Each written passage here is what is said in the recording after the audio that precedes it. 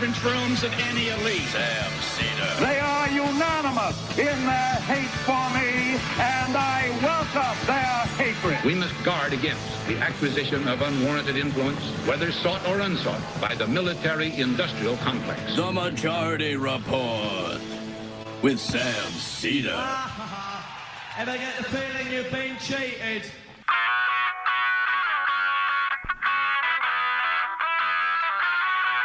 It is Monday, August 21st, 2023. My name is Emma Vigeland, in for Sam Seder, and this is the 5-time award-winning Majority Report. We are broadcasting live steps from the industrially ravaged Gowanus Canal in the heartland of America, downtown Brooklyn, USA. On the program today, Rebecca Ruth Gould, author of Erasing Palestine, Free Speech and Palestinian Freedom.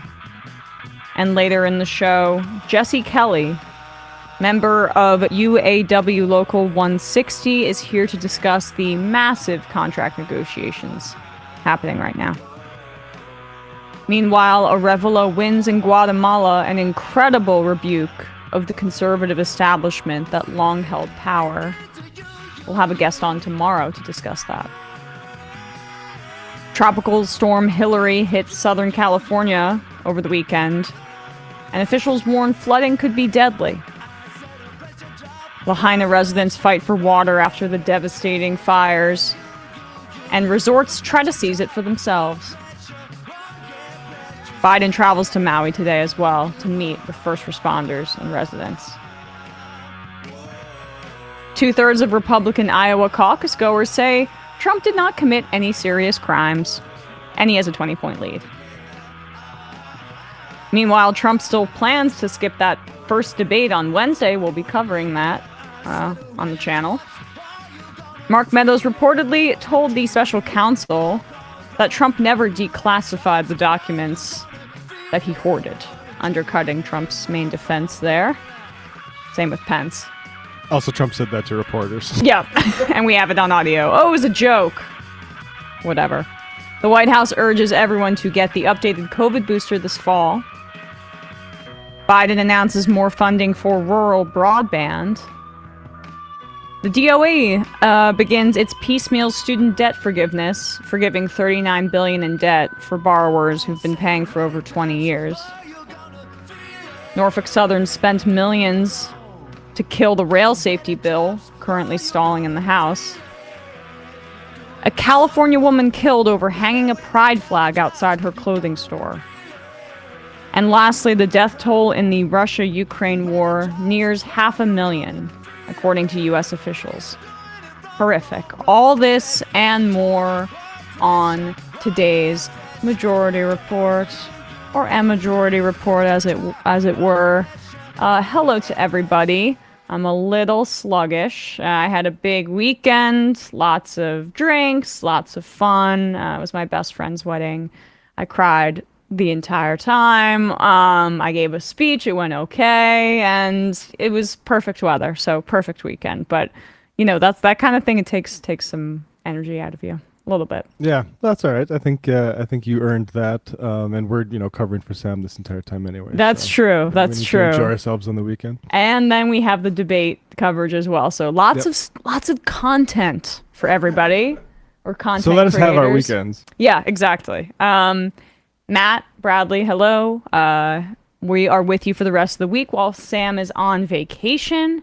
Although he may be joining us for the debate coverage. We shall see if he's able to do so. Either way, Wednesday night, check us out. We'll be having some fun with that, even though Trump won't be there, which is a bit of a I really bummer. hope he does get a seat in the crowd and just watches with his arms folded. That was a rumor, right? I think so, yeah. But I think that might be one of those wishful rumors that people in this business say because it would mean a lot more eyeballs. That was Emma. That was your version of going, we'll have some fun. I'll see you out the trail. I'll see you at the trail. But I feel why does Ronna McDaniel really wants him to participate?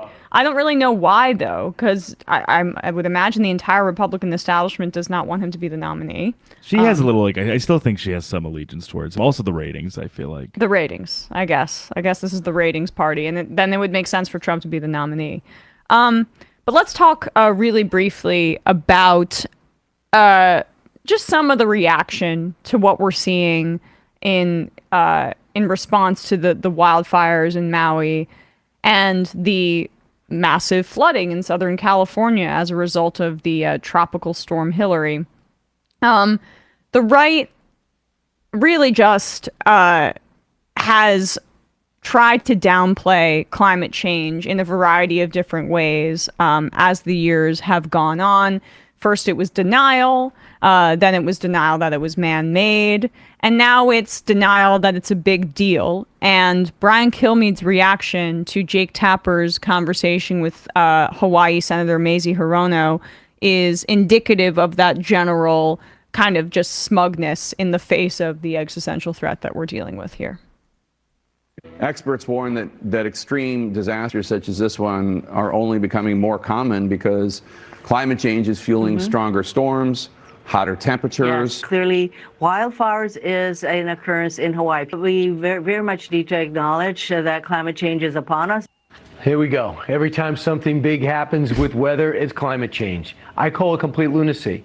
Many on the left say climate change has everything to do with the fires, the hot summers. And now some states are making it mandatory. Mandatory to teach it to every classroom. Put it in the curriculum from kindergarten through high school. It's so-called settled science. Joining me now, a founder of...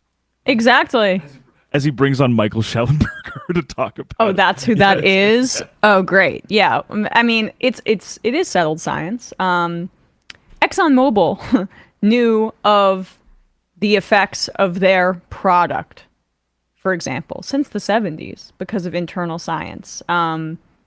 It was covered up because of profit. You can find like scientific digests from like the 19 aughts where they're like, oh yeah, like one thing we need to look forward in the coming century is we're burning all this stuff and it creates a sort of blanket for the sun. Yeah. It's like, oh yeah, they kind of knew it even then. They knew it then, but they were using some unique framing for that. I mean, it's just like saying, Kilmeade, every time something gets wet, people blame water.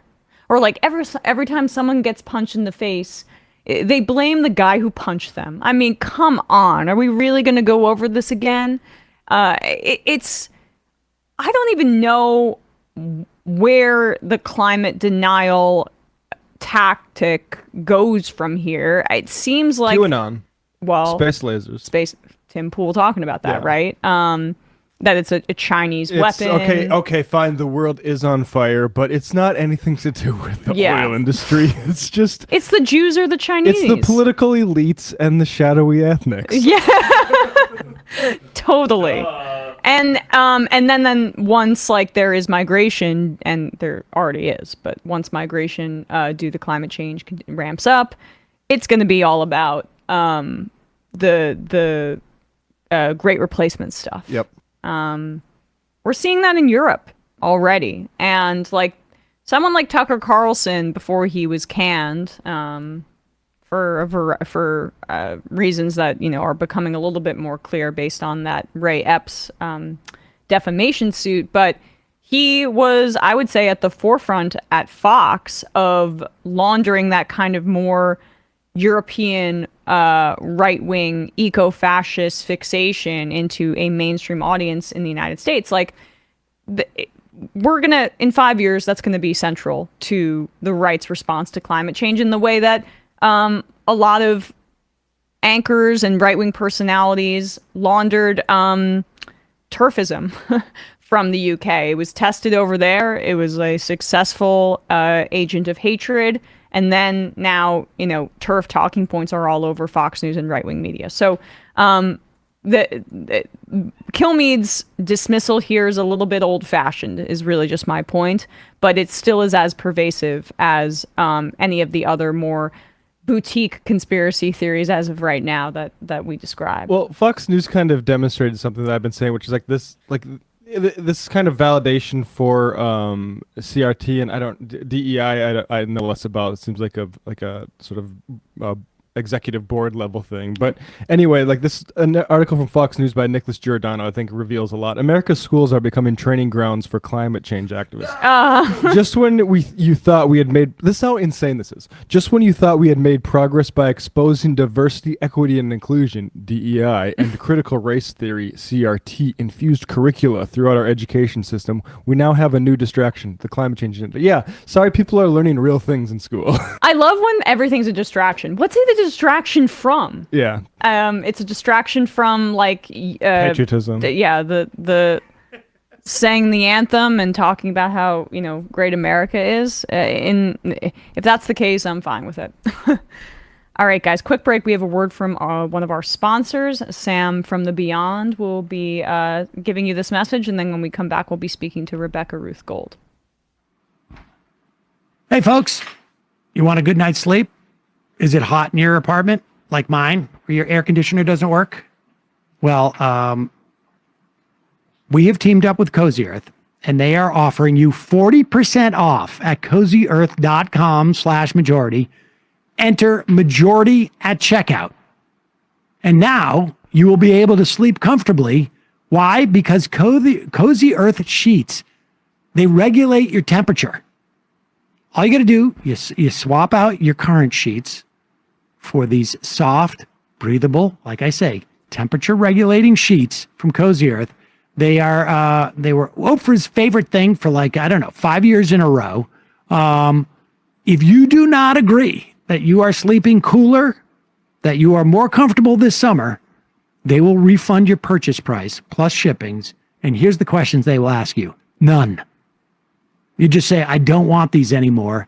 They will refund your purchase price plus shipping. And guess what? You get 100 nights to try it out. So you'll get a sense of what does it feel like in August? What does it feel like in September? What does it feel like into October? 100 nights. And how can Cozy Earth make this type of guarantee? Because their bedding is made from something called viscose. It's from bamboo. It traps less heat. And it enables you to sleep cooler and more comfortably year-round. Oh, my God. I almost feel like I'm going to fall asleep right now. I have a bunch of Cozy Earth stuff. I've got the bed sheets, I've got the pillows, and I also have the loungewear, which I don't know if I'm promoting today, but I do have the loungewear, and it's awesome. I sleep hot, folks. Not with these sheets. Cozy Earth's luxury bedding and loungewear transforms lives by offering the softest, most luxurious, and responsibly sourced products in the world. For a limited time, you can save up to 40% on Cozy Earth. Go to cozyearth.com/majority. Enter the code majority at checkout. Save up to 40% now. Try them for 100 nights. If you don't sleep cooler, send them back for a full refund. That's cozyearth.com/majority.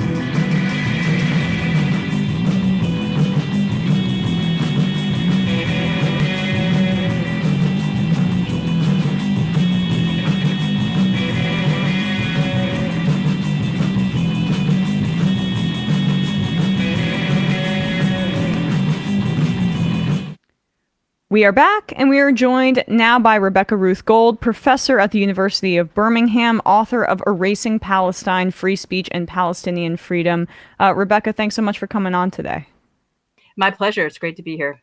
So if you could talk a bit about your story, because that is so central to the book, your background, your history up through the writing of your piece that was, I think, provocatively titled in a way that is meant to be like create conversation beyond anti-Semitism, and just how that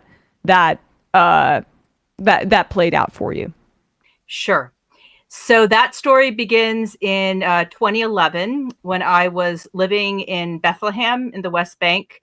I had a fellowship. I just got my PhD from Columbia University in Middle Eastern Studies, and I had a fellowship at an institution called the Van Leer Institute. That's in Jerusalem. And I took the fellowship because it was an opportunity actually for me to live in Palestine. And I did insist, that I wanted to live in the West Bank. And that turned out to be both, I think, the right decision, but also a very, from a kind of lifestyle point of view, a very difficult one, because I commuted into Jerusalem, which is not far away. It's, even a walk, potentially it's just an hour, maybe walking, but it takes 3 or 4 hours because of checkpoints. And so I sort of lived the life of working in Jerusalem, although not a couple times a week, and waiting with Palestinian workers at the checkpoints on several times a week, and then living in Bethlehem and seeing the contrast, seeing how the separation of these worlds that were literally right next to each other, also seeing the encroachment of settlements and seeing the bubbles in which especially Israelis lived, where they actually weren't allowed to go to the West Bank. And there was such, in some level, there was an awareness of what was happening. In some cases, there was no awareness, but they were so separate and yet so close. And it was a very surreal kind of experience. And after a certain point of kind of living this duplicitous existence, I guess you could say, I just wrote an article. I remember that was just after I came back from Hebron, where the settlers are really creating completely unbearable conditions for the Palestinians living there. Throwing trash on their homes, defacing their living spaces, and it was just such a tragic thing to see. And so I wrote an article, a short article, just something more like a rant, you could call it, called Beyond Anti-Semitism. And it was just a couple of pages. I published it in a Counterpunch at the time, the print version. And I was really voicing actually a lot of what certain people in Israel were saying on the left, that the Holocaust was being weaponized, and anti-Semitism was being weaponized in a way that prevented Israelis from looking at what was actually happening in Palestine. And and I even sort of referenced, there's a tradition of, I think, making this kind of argument. Judith Butler is someone, she wrote in the London Review of Books something similar, so that was kind of an inspiration. But I wouldn't say it was a particularly reflective piece. It was just, a few paragraphs of anger at myself too, because obviously I felt a bit somewhat complicit in the system of crossing through the checkpoints, seeing the different ways in which American citizens were treated. And so it was just an outburst, I suppose, of sorts. And I catharsis, and you were radicalized by seeing the experience of Palestinians. Absolutely. Yeah, absolutely. I was definitely radicalized. Yes. And so that, and I published it, and then very soon after I left Bethlehem, and I resigned from the fellowship, and I went on to other things in life. I work on Iran also, so I work on prison poetry in Iran, and I just sort of, that was a chapter of my life that I thought I'd left behind. And then in 2017, I ended up I'm American, but I've been living in the UK at the University of Bristol. I just started a job there. And a student who I actually never met, never spoke. He was a student in my class, but I never personally spoke to him one-on-one. So I didn't know who it was. But he describes himself as a British Israeli Zionist. And he found this article, which again was just pretty, among the various things I've written, it's, pretty, not something pretty minor. But he found it, and he decided that, in his view, it was anti-Semitic. And so he sort of timed his protest letter to coincide with Holocaust Memorial Day in the UK to really shine a light on, what was wrong with leftist academics in terms of their writing about Israel. And I was notified of these goings on at the university, but I wasn't allowed to know who it was or what was happening. And I think what was interesting is that this type of thing had not happened before in the UK. I think in the US, is particularly those who are involved in Palestinian activism will have seen how these charges of anti-Semitism are weaponized in the public sphere, especially in university context. But really, until that point, the UK was a space where there was a lot of scope for freedom of expression. And so this is, in a sense, where my personal story intersects with the forces of history, because it was not an accident that this happened to me in 2017. In the UK. Just a few months earlier, the UK government, under the Prime Minister Theresa May, was the first government in the world to adopt what is called the IHRA definition of anti-Semitism. And I'm sure we can talk about that more. But that's kind of a segue. And so that explains, I think, why this student, found a very opportune moment to make an issue out of my article. That after he published an op-ed in the student newspaper, the various UK government officials called for my being fired. So it became a really an issue in the public sphere, particularly the right-wing media. And the university undertook a kind of investigation of the article.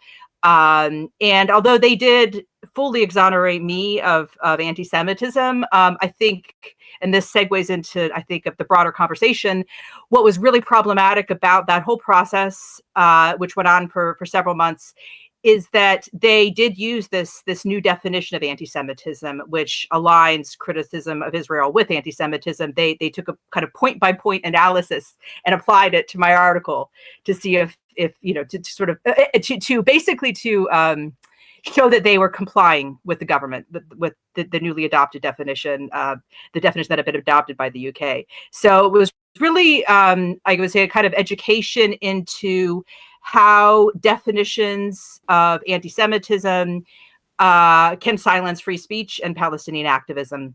And I was certainly not the only person who was silenced, and there were many. Can you explain what happened to you too? I mean, you were you, in the wake of this article, you had to leave your job, right? Well, I chose to. I wasn't. Again, they did exonerate me, so there was no kind of firing or nothing like that. I mean, they issued a statement. I did have to get a lawyer, and I would advise anyone in this situation to get a lawyer. So I wasn't fired. In fact, interestingly, someone else was fired after me at the same university for similar, for some related comments in their teaching. But I chose to leave because it was just clear to me that it was the whole process showed me that it was a environment where Palestinian points of view, Palestinian activism was treated as a kind of risk, and I didn't want to be in that environment. That makes sense. And I should say you were accused of anti-Semitism, but you are of Jewish descent yourself. And if I don't want to identify you, but that you have those roots. And let's talk then about the International Holocaust Remembrance Alliance definition of anti-Semitism, which is so central to your critique here. Why is that definition important outside of the fact that the UK government adopted it in 2017? And then what are the elements that are harmful and insufficient? So it really represents a kind of radically new approach to thinking about anti-Semitism, and broadly, I mean, because it is actually being extended to other minority groups, to racism in general. It's an approach that really focuses on words and language and not offending people. It's comprised of 11 examples, so it gives us very short, not very objectionable definition of anti-Semitism, that it's hatred of Jews and so forth, it's not very informative. But then the problem is the examples that are given. 7 of the examples out of 11 are related to comments about Israel. So it really, just that kind of form shows that it really it sees itself as targeting those on the left who are critical of Israel. It is sort of removed from. It de-emphasizes the other kinds of ways in which we know anti-Semitism manifests among the right wing, in really violent acts of massacres of synagogues and so forth. So, and it's a lot about attitude and rhetoric. So, for example, denying the Jewish people the right to self-determination. I mean, that's very much a matter of attitude, right? There are many reasons why one may be opposed to nationalism, right? So it makes it very broad and very, very abstract. Well, it's also in the midst of the active denial of self-determination for Palestine, which is done through force and through blood. Yeah. Absolutely.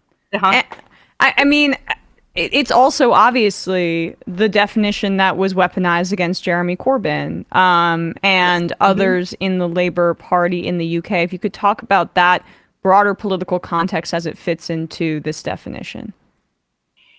Yeah, right. So that definitely had a huge impact on UK politics. As soon as Corbyn became leader of the Labour Party, he was. A lot of people made clear. A lot of people within Labour made clear that they didn't like his politics. It was too radical for them. It was not going to win a broad consensus and so on. And so it was very convenient, to draw on this definition that had been adopted by the UK. And it was another thing that's worth noting is that it was actually originally intended in its original articulation. It was created for kind of procedural purposes to help police, even though one might question how useful it was, but to help police classify hate crimes. But then it became a political instrument when it was adopted by governments. And it came to be sort of a sign of how pure you are. Are you anti-Semitic or not? And you could purify yourself of anti-Semitism by just adopting a definition. And so Corbyn was very resistant to adopting that definition, rightfully so. I mean, it is a violation in itself of free speech, and that really cost him quite a bit, including the leadership of the Labour Party. So it's what's really troubling is just the intense politicization of this concept of anti-Semitism.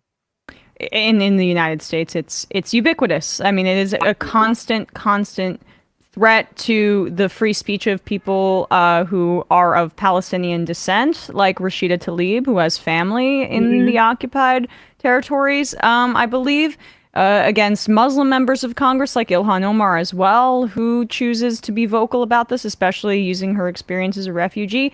Even against Bernie Sanders, those accusations are leveled as well. And in the United States, it has an even more kind of malevolent manifestation as well, because AIPAC as a well-funded organization is spending a ton of money through kind of back channels to attack pro-Palestinian candidates on a variety of different things, because and it's not just AIPAC, it's also corporate interest going through AIPAC, because if you are someone speaking out about Palestinian rights, you're also probably a threat to corporate power, and you're also a leftist in that way. So it's just, I'm curious about your take about how those things intersect.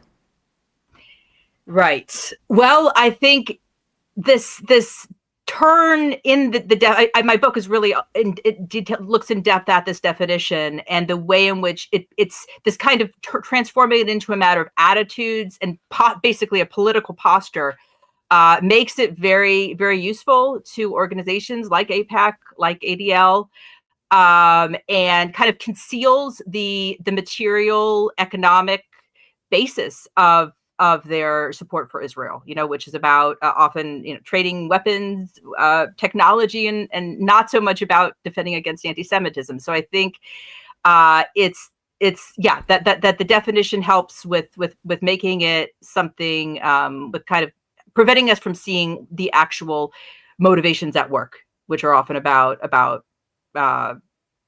promoting a certain kind of political position. Can you talk a bit about how that definition conflates Zionism with Judaism or being Jewish, and honestly, the role that plays in muddying the waters of identifying the reality of anti-Semitism, which like there was a synagogue massacre not too long ago in this country. Like these are things that we should be clear about. And yet this has this muddying effect for colonial lens. Sure.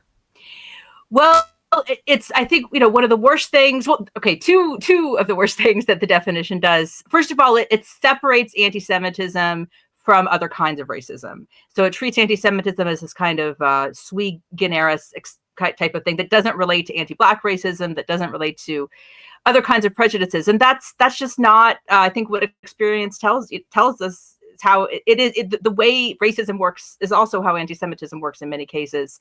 And it also homogenizes the Jews in general. It puts them into one point of view, usually a point of view aligned with Israel, and it erases a very long and rich and deep history of anti-Zionism, or just kind of not even always anti-Zionism, but kind of the Jews who felt that it just wasn't relevant, this migration to Israel. I think that's, if anything, the majority of Jewish history throughout the 19th and early 20th centuries.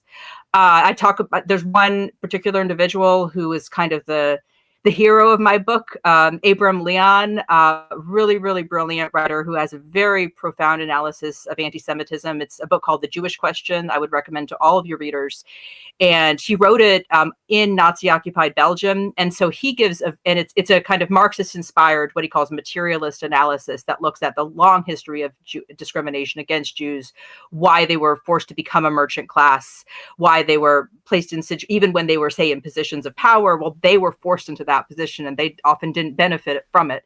And it's just a kind of the opposite of what the IHRA definition does. And I think that history, it's very rich. And the position that says, well, any opposition to Israel or any opposition to Zionism is anti-Semitic doesn't acknowledge that history. It doesn't acknowledge the history of Yiddish-speaking Jews who are often anti-Zionist.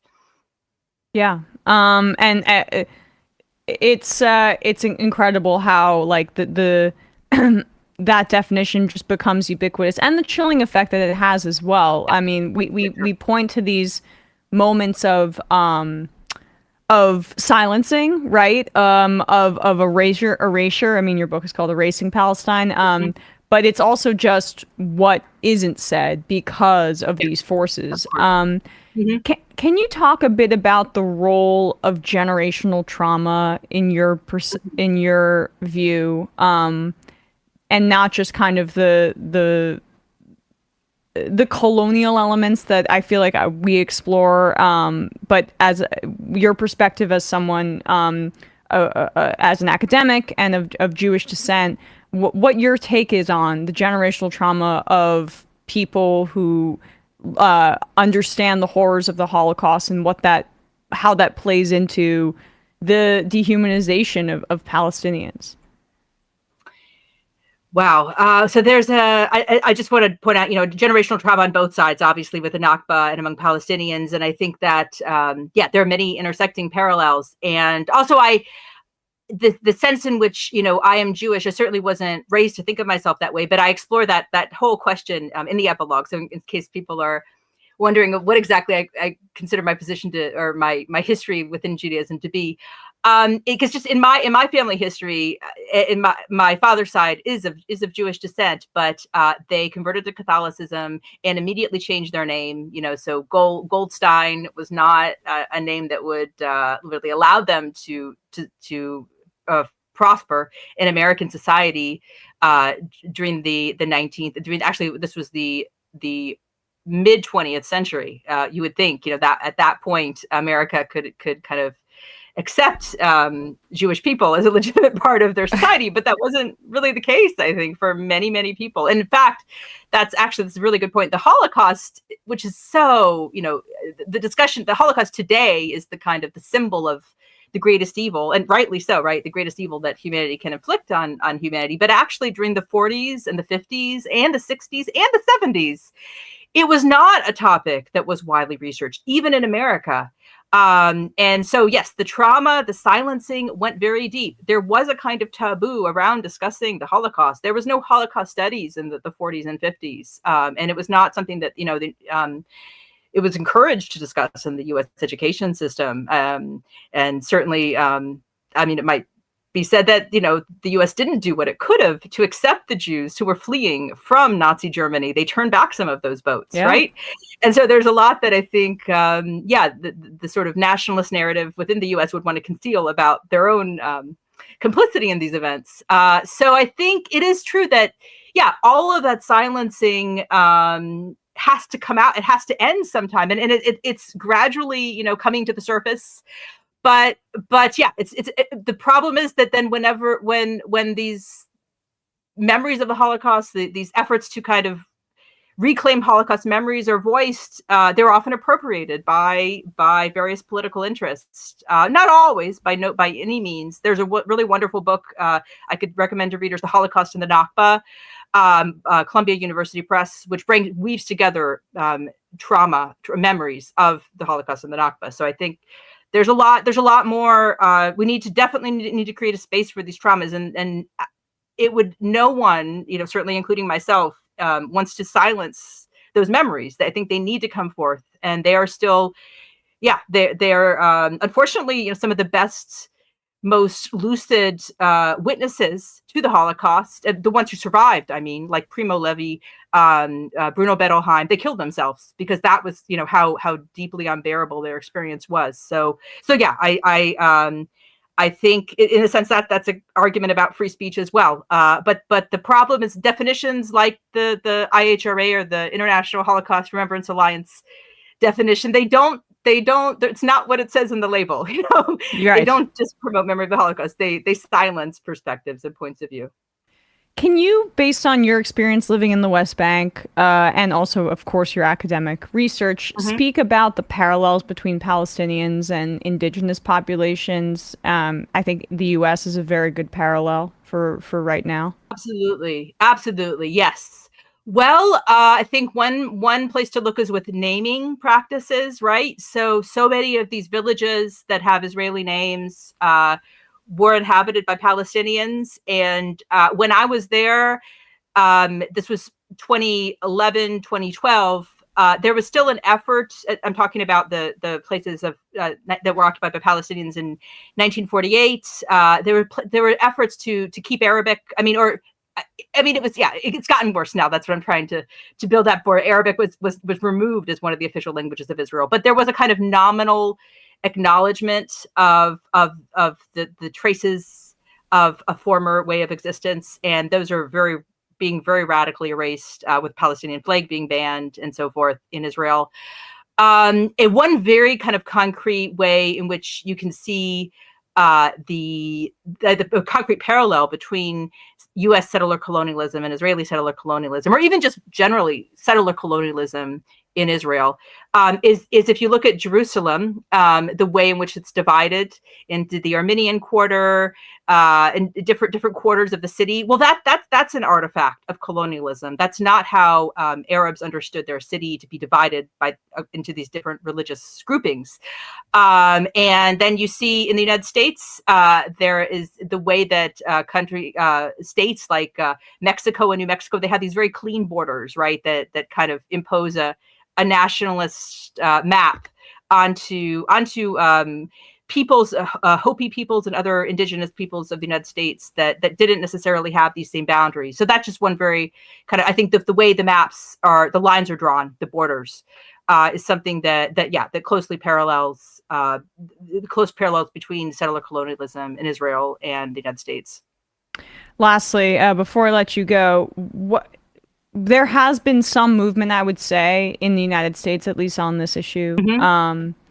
Not nearly enough, and I worry deeply that we have flooded the zone with money and weapons that now Israel is one of the top 10 weapons exporters in the world, and they have their own self-sustaining mechanism of dehumanization and of militants. So Sure. I am impatient, but I am also looking for a little bit of hope today. What is your assessment of some of the progress made on this front?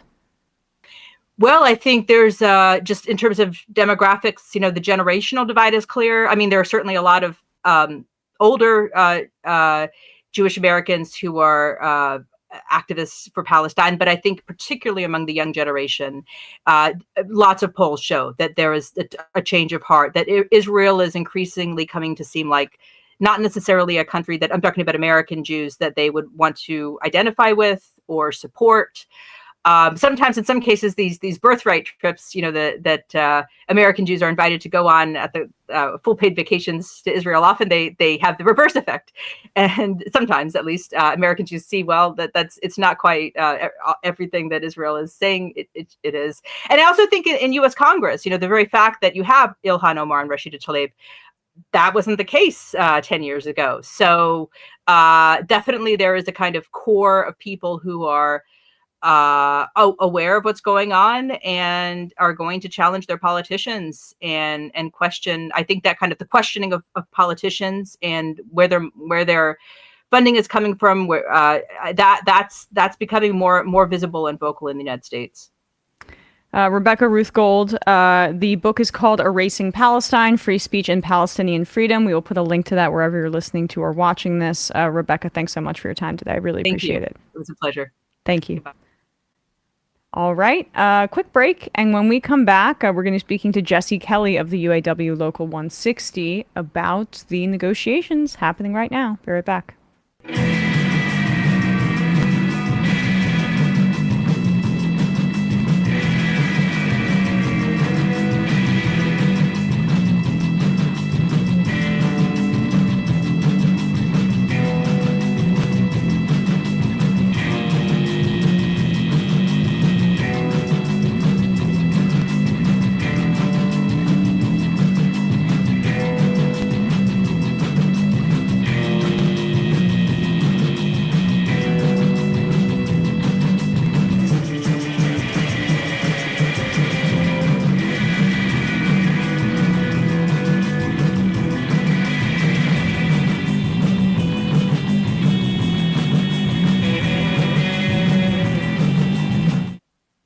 We are back, and we are joined now by Jessie Kelly, member of and chair of communications for UAW Local 160. Jessie works at General Motors in Warren, Michigan, where there was just a rally for workers held by the UAW and the leader, Shawn Fain.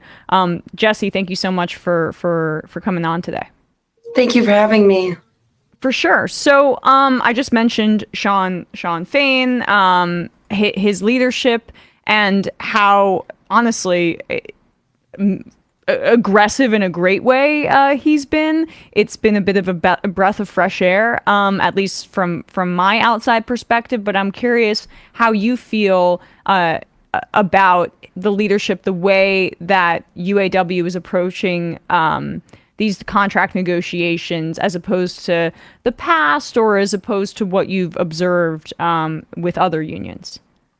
I mean, there's a stark difference. First, I want to apologize. I lost my voice because of the rally yesterday. Oh, so good. I'm a little hoarse, but there is a huge stark difference between how this is being handled under this new administration compared to the last. I think it is extremely refreshing. I think my membership is thrilled about it. I think it's going very well. And there's a lot to be said about constantly being informed and how much that grows the solidarity. Right. And so for people that may not be up on this, September 14th is the deadline for an agreement. If you could just catch people up on where the UAW is in their negotiations with the big three, Ford, GM, and Stellantis. Sure. So our contracts all expire on the same day at September 14th at 11:59 p.m. We usually go into bargaining and we pick like a target. We start with that company, and then we try to get the best agreement from them and then pattern off of that. So this time is going to be a little bit different. We've decided that we are not going to pick a target.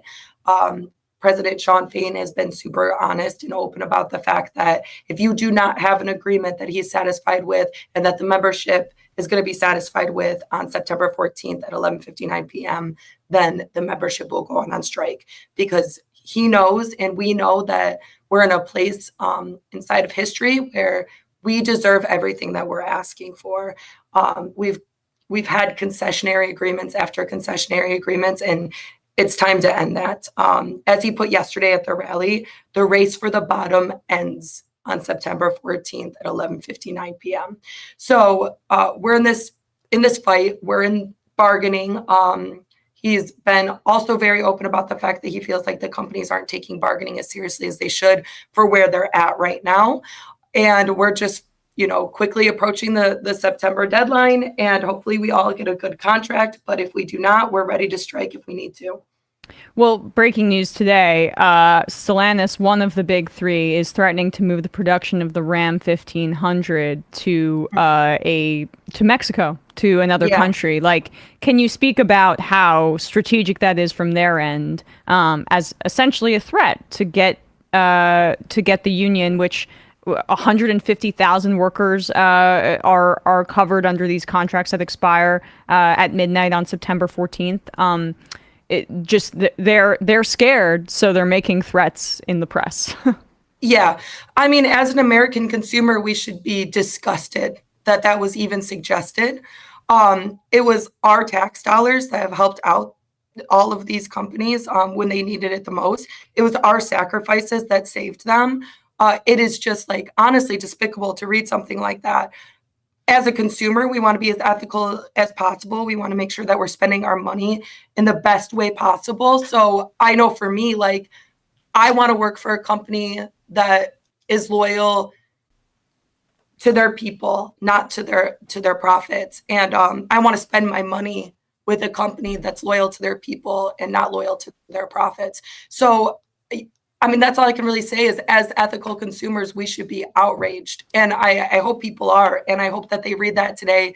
And I hope that they voice their concerns and they voice their frustrations for even the mere suggestion of that. Well, I mean, the so central to the branding of these companies is that they're American made. I mean, and they want that to be the public face, especially in the wake of what you described, which is the bailout money that, workers took a haircut and they were affected. And now that the industry has recovered and the electric vehicle production is coming into play, and we can talk about that if you'd like in a second, they're making threats because they don't want to pay their workers. Right. And it's not like they don't want to pay their workers and then they're going to make cars more affordable for everybody. That's not the case at all. So I work at General Motors. We build the Silverado here in Flint, and we also build it in Mexico. And if you, as a consumer, go to the lot right now and you buy a Silverado, those are the same exact prices. I don't know. It's crazy. It's crazy to think about.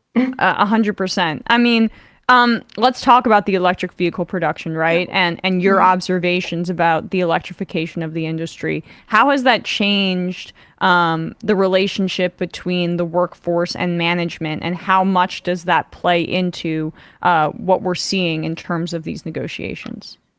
Well, I think we're seeing it a lot. I think that they're using it as a scapegoat to try to put more fear again inside of bargaining, to say that they can't afford what we're worth. And they're using the EV transition as a means of justifying that they're claiming broke. So that's where we're at with that.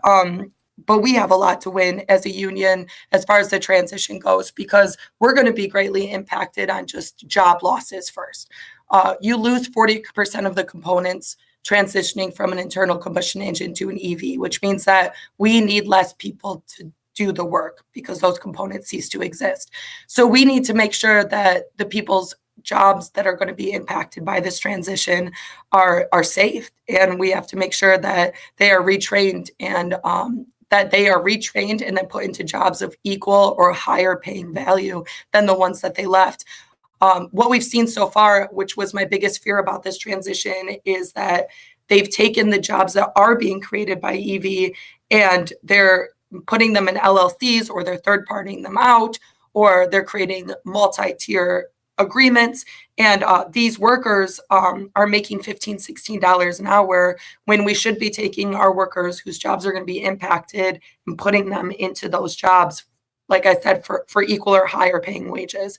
Is that the joint venture that I read about, right? Yeah. Their efforts to get around the union and those contract talks by getting EV technology, like really learning it from overseas companies and not and trying to circumvent UAW contracts, if I'm not mistaken. That's exactly it. Okay. And they get creative all the time. They get creative with their tiers, with their reclassifications, with their LLCs, with the companies that, they create. We've seen it with Lordstown where, they just like built another site behind the one that they sold out. It's just, they get creative in ways to undercut us. And that's exactly what's happening in the transition into EV. So we are aware of that. We need to fight for that. And it's a big, big fight for us. So as far as the relationship between us and management, has it affected it? I don't know. I don't know really the answer to that. I think management is just as fearful about the transition into EV. Right. I mean, but what they learned from Tesla, for example, is that, hey, we don't need to make these cars with union labor. We don't need to do that. And it seems like they're taking a page out of that book as a way to come after you guys in negotiations and but that kind of, sorry to butt in, but that should be a selling point, like over Tesla is actually these ones are made by union labor. Right. That would be a selling point for me, and I think for a lot of consumers, right, if they were really focused on that. But I mean, what's your sense? Is they're more worried about the precedent or giving you guys a foot in the door to make some more money? Because what I'm reading is that GM saw record earnings in 2021 and 2022. So there's definitely money on the table. Yeah, a ton of it. So much. And when I say management, I just mean the management out on the floor, not like the higher up executives that, obviously get them reap the most benefits from the exploitation of the workers.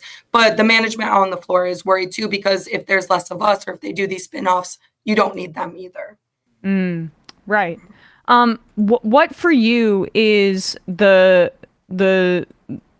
central demands that you'd like to see get adopted, and what you're hearing from other members is the number one concern or number 1, 2, 3 concern in the midst of these negotiations? I think that everybody is in agreement that the number one concern is COLA, which is cost of living. We've seen just massive amounts of inflation happen since our last agreement. The last status I read was like inflation was 18%. Our last agreement only gave us a 6% gross wage increase over the lifetime, which means we all took a huge cut to our standard of living. That's extremely hard as even a traditional employee, but then you add on top of that, we have temps and tiers. So they are scraping to get by. 60% of our membership is living paycheck to paycheck, and they're never going to get ahead. And so I think COLA is absolutely the biggest thing that we need to capture in this next set of agreements. After that, it would be a pension and what we call in GM VIBA, but it is post-retirement health insurance.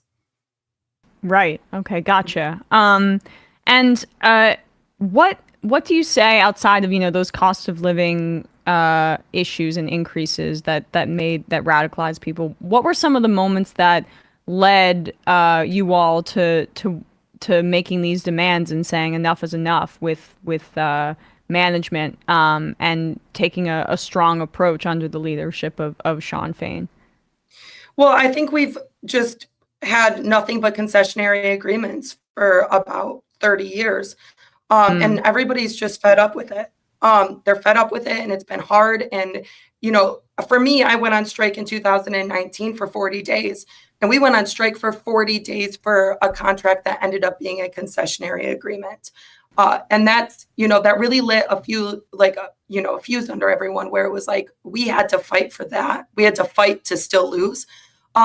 So it's just really refreshing to see a whole new leadership come in, and that leadership say, we're with you in this fight, and we understand, you know, that you're frustrated, we're frustrated too, we've been there. A lot of the brand new leaders on the executive board were on the floor 9 months ago. They were working next to us. They were facing the exact same battles we have been.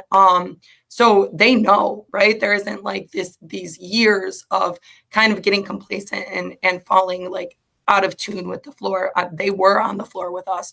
And so they're ready to fight too. And it's very exciting, and it's gotten everybody like to a point where it's like, if our leadership is going to back us this much, we can actually win these fights.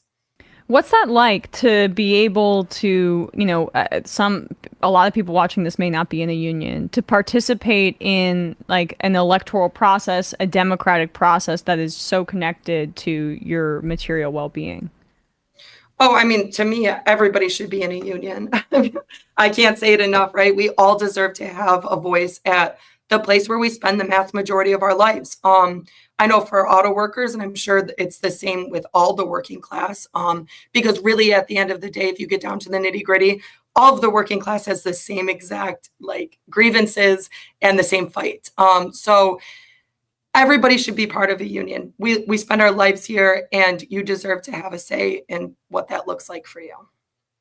Well, how can people support in this audience the UAW as they approach the master agreement deadline on September 14th? I mean, the biggest thing that I would tell everybody right now is to just stand in solidarity. Even if you're not an auto worker, stand in solidarity with us. Understand our fight. Listen to us. Do not believe the company propaganda. It is insane, some of these headlines saying that auto workers make $60, $70 an hour. That is just completely not true. So just don't believe the propaganda. Do your research. Understand our fight. Listen to us when we talk about our fight. If it so happens that we have to go on a strike, we would love everybody to come and stand on a strike line with us. Donate to our pantry so that our members are able to stay out as long as possible. Those are the biggest things that I can say.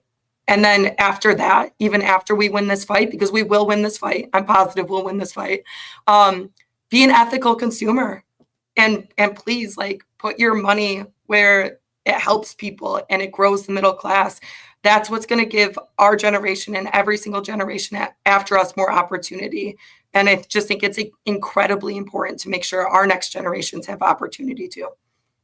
Well, really appreciate your time today, Jessie Kelly of the UAW Local 160. We will be following this, obviously, incredibly closely as these negotiations continue. Really appreciate your time today. Thanks so much. Thank you. All right, guys. With that, we are going to wrap up the first hour, the free hour of this program.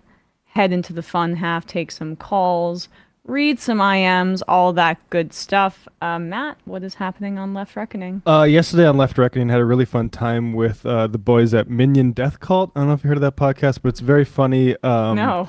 A podcast, Tony and Alex, they look at right-wing comment sections. They've been doing it for a while, but like basically to like, it's really the modern public square for, you know, really antisocial people. Mm-hmm.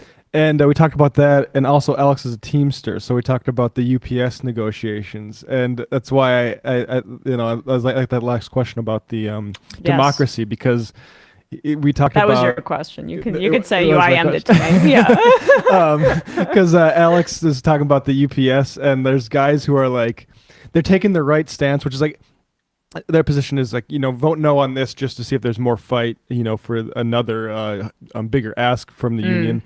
But ultimately it's a good contract, or better than, you know, they have been getting. But there are certain people who think it's like Democrat to vote yes on the contract, and said they're going to vote no because Dylan Mulvaney would vote yes. It's very funny the way it's yes. And it's just funny how, like, you know, we have these theories about how the union movement is going to like sort of come into you know, conflict with the sort of pathological partisanship we have in this country, but actually it's a little bit more messy than that. But totally. How do people even, the idea that anybody knows who Dylan Mulvaney is just like drives me. I mean, like one guy's gonna vote no on the contract because it has stuff about pronouns. It's like, guys, yeah, eyes on the prize. Can you please? Vote no for more money from the people? Like, you're really gonna sink a contract, and then the thing you're gonna ask for more of is to own the libs, to get rid of the pronoun stuff. Like, come on, guys. But anyway, yes, yeah, it's very interesting, and also I'm envious of all union members because I think you should vote. I always vote. Mainly because the unions want you to vote for certain candidates. But like to vote like that, like, oh, we need more money. Right. Like that's what I'm talking about. On ESVN today, we are going to be talking probably a little bit of like preseason, and not talking the entire show about Anthony Edwards and his emergence as young MJ at the FIFA basketball stuff. We will not be fully centering our show around that, but if you want to call in, you have we will be taking calls today. I've got to do a little bit more programming for ESPN, so just stay tuned. But we'll be on at 4 p.m. Eastern today. Just watch the no dribble dunk that Anthony Edwards did and get the copyright strike. It's worth it. Yeah, and we'll probably talk about the Women's World Cup final too. Yes. Oh, yeah, go woke, go broke. And we're gonna keep up on that Michael Orr story, which is insane. Okay, the number is 646-257-3920. 646-257-3920. See you in the fun half. You are in for it. All right, folks. 646-257-3920. See you in the fun. Are you ready?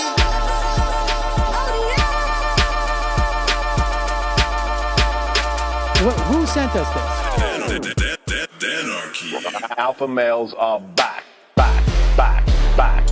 Boy is back. And the alpha males are back. Just as delicious as you could imagine. The alpha males are back. Boy is back. And the alpha males are back. Just wanna degrade the white man. Alpha males are back. I take all of it in my throat. Alpha males are back. Snowflake says what? The alpha males are back. You are a madman. And the alpha males are back. Oh no, Sam Seder! What a fucking nightmare! Bring back DJ Danner. Yeah, or a couple of them. Just put them in rotation. DJ Danner. Well, the problem with those is they're like 45 seconds long, so I don't know if they're enough of a break. That's fucking nonsense. You see white people doing drugs, they look worse than normal white people, and all white people look disgusting. And the alpha males, psych, fuck them. Snowflake says what? What?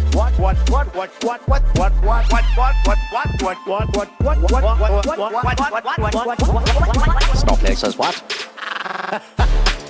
A hell of a lot of bank. A hell of a lot of bank. A hell of a lot of bank. Okay, I'm making stupid money. Hell of a lot of bank. A hell of a lot of bank. All lives matter. Have you tried doing an impression on a college campus?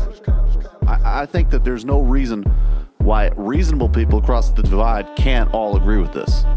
Psych. And the alpha males are back. And the Africans are black African. And the alpha males are black. And the Africans are back.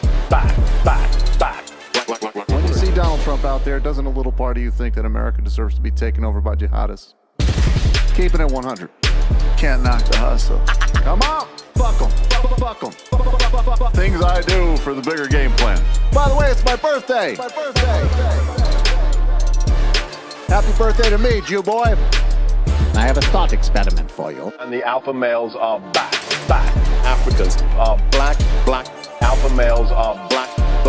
Africans are back. Come on.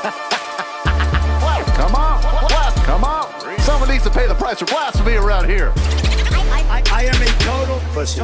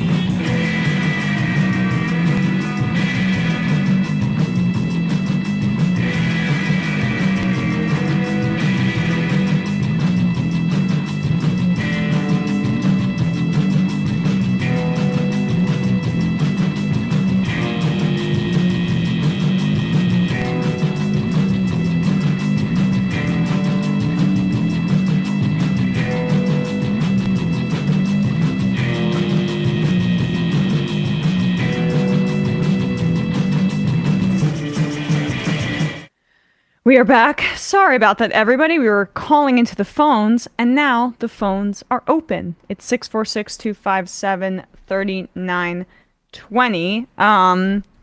Dago Lefty says, Emma, did you see the supposed group of natives that are petitioning to get the red blank and Indians name reinstated? They call themselves Native Americans Guardians Association, immediate red flag of a group that calls themselves NAGA. I smell a billionaire backer that claims 1/64th Native ancestry. That does sound like a very good theory for that. I will check that out as well. Yeah. Union fan says, shout out to my friend for going public with his unionization efforts with the Teamsters at Corsair Gaming in Georgia. Oh, hell yeah. Shout out. That is awesome. Let me know about the because I'm gonna be buying a new PC next year, so I'm doing a bunch of hardware shopping in advance of that. Almost like I'm fixated, and so I'd be interested. I did not know Corsair.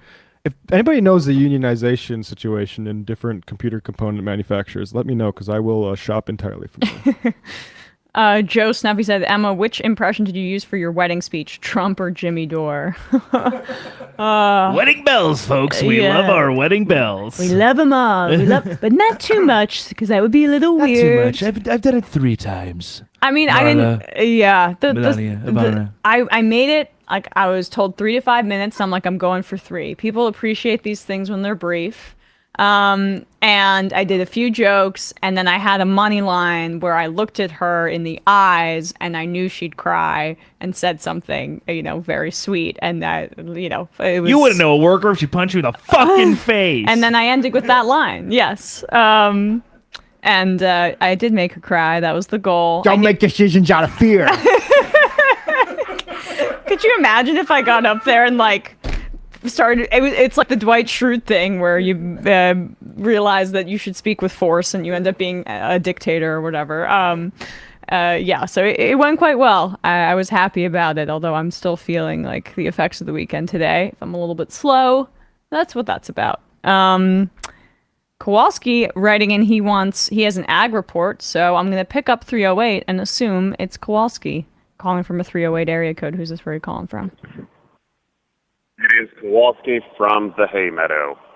Kowalski from the Hay Meadow. This time. Is that capitalized Hay Meadow, or is it just a Hay Meadow?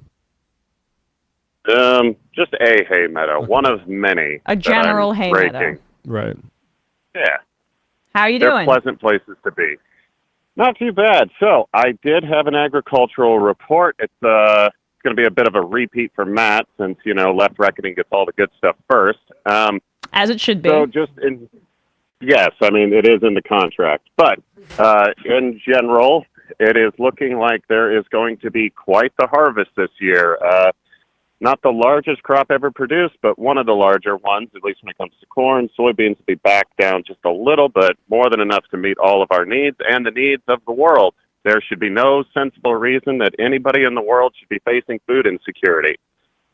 So now, why are so many people going to face food insecurity anyways? Well, there is this 70-year-old white guy that is hell-bent on causing a genocide in the developing world. And it's not the one you think of. It's ours. It's Jerome Powell. Due to the increase in interest rates, it is becoming increasingly harder for countries in the developing world to purchase grain, and that is going to result in a lot of people facing food insecurity. Kind of like Sri Lanka last year. I don't know how bad it would be. We're still in the early stages of it, but it's not looking great. And everyone should be concerned about this, because this is the kind of thing that, if it gets out of control, can cause a lot of mass migrations. And Sri Lanka was relatively contained because it was an island and had India to bail it out when it came to a lot of fuel and food resources, as well as a lot of people just went to go work in the Persian Gulf and send remittances home. Other than that, pretty much the only other bad news from all of this is that farmers are going to be feeling the pinch more than they probably should have, because with this lack of exports, it means our domestic markets are oversaturated with supply. So if our relative supply goes up, the price goes down. So farmers are going to be facing lower commodity prices. This will not be good for farmers, especially going into an election year. And on top of that, higher interest rates are also making the cost of production harder. So I'm guessing there's going to be a lot of resentment in the agricultural community moving forward. Ultimately, I think the only big winners out of this are probably the dairy industry and the meatpacking plants. So, yeah, sorry about the depressing news, but it is important to keep all that in mind. And I doubt with the surplus in the States, we're going to see the costs of food go down. There's really no connection between, like, market forces and what you guys pay at the grocery store. Just the monopoly is going to choose what you guys pay. So, yeah, obviously. What have the effects been for you this summer in particular due to dryness? I mean, it's kind of a general question, but I'm curious if in Nebraska you've been experiencing some of the drought that we've seen throughout the other parts of North America. My farm in particular was better situated than most. We did see a bit of a decline in our hay production, which is more reliant on rain.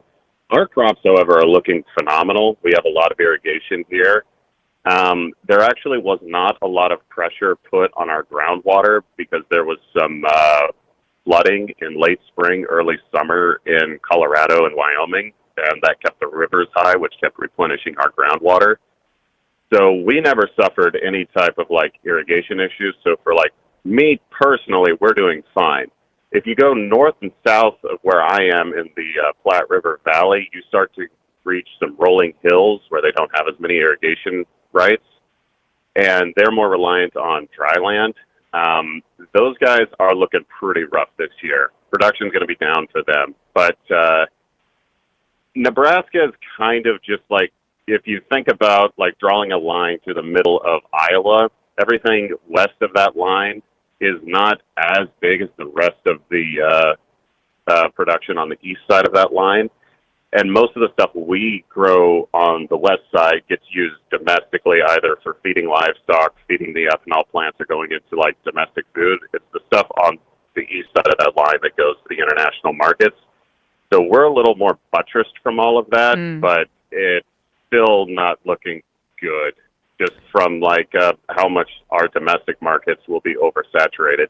And realistically, there's no reason for this, just because like, I don't know, if other countries need food or they face, you know, the existential crisis of collapse, I think it's in our interest to not let them collapse.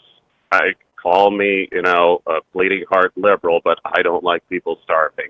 Wow. But I guess this week, as we are finishing up the milk stage in the corn and it's going into the dough stage, this like 105-degree weather we're supposed to experience for the next week is going to probably hurt us a little bit, just because it's going to cause premature maturity.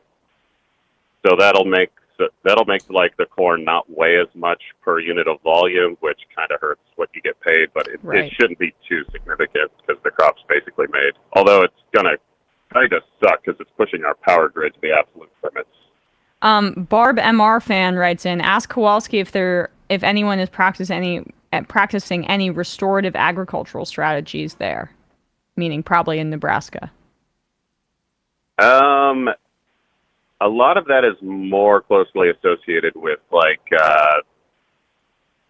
ranching, just because the cropland stuff, there's like no way to beat the monoculture here. As many strategies as we've looked into, the best thing we can do is like minimum till or no till, but there have been a lot of conservation programs that have been going on in like the wetlands and the rivers to try to keep the farmland as far away as possible. And with the way our water regulations are, we have some of the cleanest rivers in the country, but it's a lot of that kind of stuff.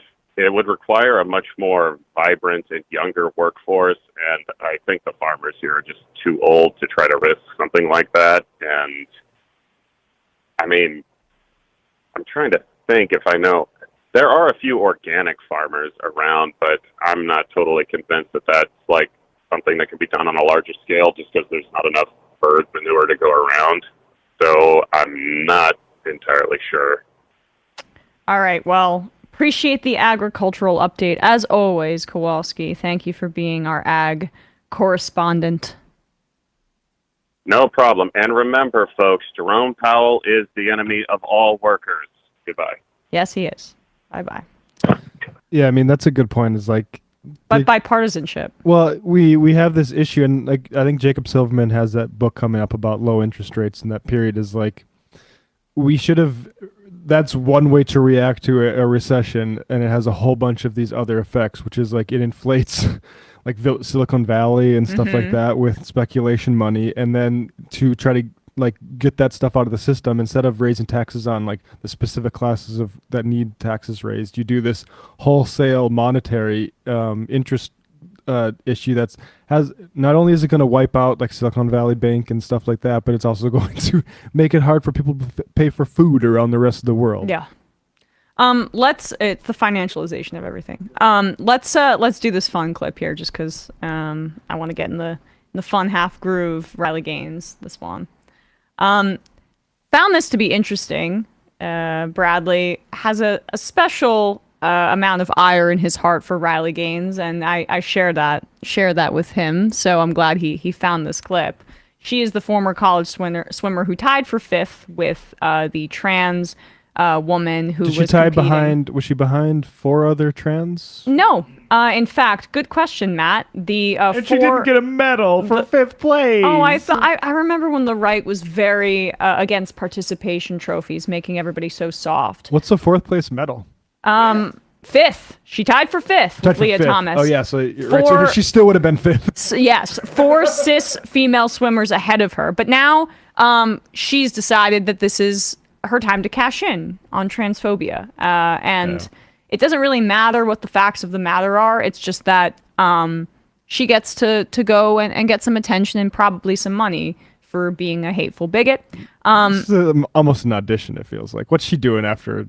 Totally, but like doing 5th place, all of an audition for right-wing media, but it was also that girl who carried the gun around at what Kent State was it? Bennett or whatever. Yeah, but they Caitlin Bennett, they always have their little fleeting moments, and then eventually, once they got their attention, they're cast aside because they're no longer useful. They're no longer a part of whatever culture war the right is engaging in at the current moment. But it's still Riley's time for now, and she speaks with Fox's Martha McCallum about a different sport, something that shouldn't really bother people at all if they're just concerned about fairness in women's sports, because it has nothing to do with the construction of one's body. Musculature, perhaps differences. Has nothing to do with that. We're talking about chess here. And yet, oddly, for Riley, the analysis remains the same. Have access to even play sports, to get money to even form teams. And it feels like upside down world. I'm curious what you think about this, though, because this headline caught my attention today, and I'm trying to figure it out. I'm not a chess expert. I'm not great at it. We all remember this amazing movie. Let's show a little clip from The Queen's Gambit, which everyone loved, watching her it's a TV beat show, men lady. all the time at chess. And this just crossed today. World Chess Federation bars transgender women from competing in women's chess events. What do you make of that? Not an athletic sport. It's a mental sport. I mean, all sports are mental to some extent, but what do you make of that? I think it's really interesting because we have sports such as powerlifting, which is, of course, sheerly based on strength, who aren't even taking this much precaution. And so I applaud the Chess Association. It's, you hear the argument about brain size and brain ability if it differs between male and female, but I think that's missing the point. The point is that the women's category is meant for women, and having men compete in it is still taking spots away from women. The women's chess category, I guess, was created for a reason, and they're upholding that. And I applaud the Chess Association for the decision and really prioritizing fairness, prioritizing what it means to be a woman. Okay, Riley, thank you very much. Which is like secondary to the men's. Like it's. I mean, well, this is exact. I mean, there's so much here, right? One, taking spots away from women. We all get it. You don't think trans women are women. I mean, that's what's inherent to all of this. That's why I always say trans women are women, so they get to participate in women's sports. And I don't really care.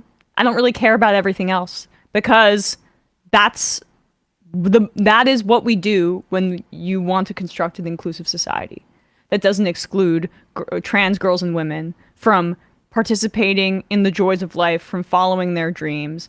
That is the primary societal interest that we're dealing with here. But she gives away the game. She is feeding into exactly what I have talked about on the show before, how indelibly linked transphobia and misogyny are. Because the incredible overfocus on trans women, and I mean, we really don't hear as much about trans men going the other direction, because what right-wingers think is like, well, of course, I mean, it's a little weird, I don't like it, but of course you'd want to be a man, right? They're the dominant gender. They're the gender that imposes their will. But transitioning into being a woman, I mean, those are weaklings. They're just there for biological procreation. And it might be a little gay if I'm attracted to a trans woman. That makes me feel uncomfortable.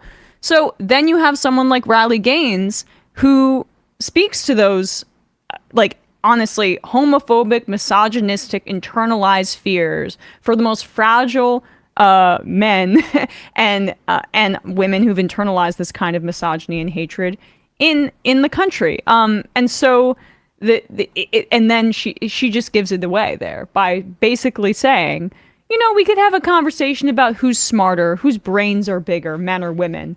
And then it's just, we're off to the races with old school misogyny, old school patriarchy. She's like, you know what, Martha, it's very compelling. I appreciate you having me on, that I was so desperate to come on. I'm coming to you from a moving vehicle.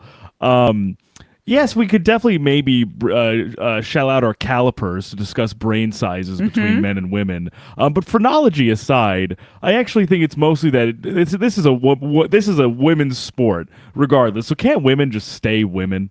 Exactly. You're still taking, it doesn't matter that it's about, because it's never has been about the physical differences. It's just been about excluding trans women. Yeah, I mean, that's what's so interesting about this is, like, to me, it's so clearly like social phenomenon, to the extent that men are generally better at chess than women. It's because like they get to compete against men all the time, and like women have been excluded. There's a woman here. I'm looking at this article from The Conversation, and I on the other side of those who argue the gender gap in chess is mainly due to societal and cultural pressures that put women off the game. I mean, this kind of seems obvious to me, but a commonly cited example is Hungary's Judith Polgar, considered the strongest female player of all time and the only woman ever to be ranked in the world's top 10.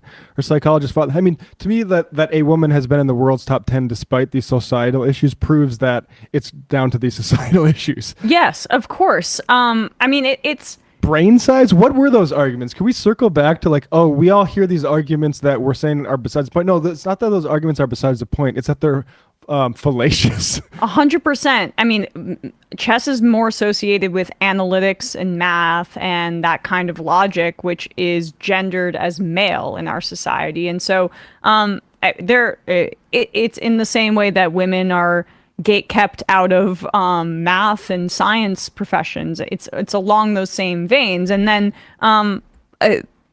people who are not very intellectually curious or thoughtful about the world will take those raw numbers that Matt says and draw conclusions about brain sizes and brain power. That's when you're a real idiot. I mean, I don't know if she should be speaking about anyone else's brain size, but... She should maybe spend more time not testifying in front of Congress and going on Fox, but trying to locate that fifth place tie medal. Yeah. I mean, it's crazy, like, who Fox News has on to talk about these things. Like, yeah. I mean, like, how about have one of these people on to talk about the history of chess here, which I'm looking at is, like, much deeper than I would even have guessed. Attitudes are starting to change, too. After his famous loss to Judith Polgar in 2002, the first time a female player had beaten, in 2002, the first time a female player had beaten a reigning world champion in a rated game, Kasparov was asked about his past opinions about women's chess. His reply, I don't believe that. Now, like, there's like actual texture to be given here, but all they care about this topic is to attack trans people. And that's Garry Kasparov, the guy who lost to the Deep Blue, lost to the computer,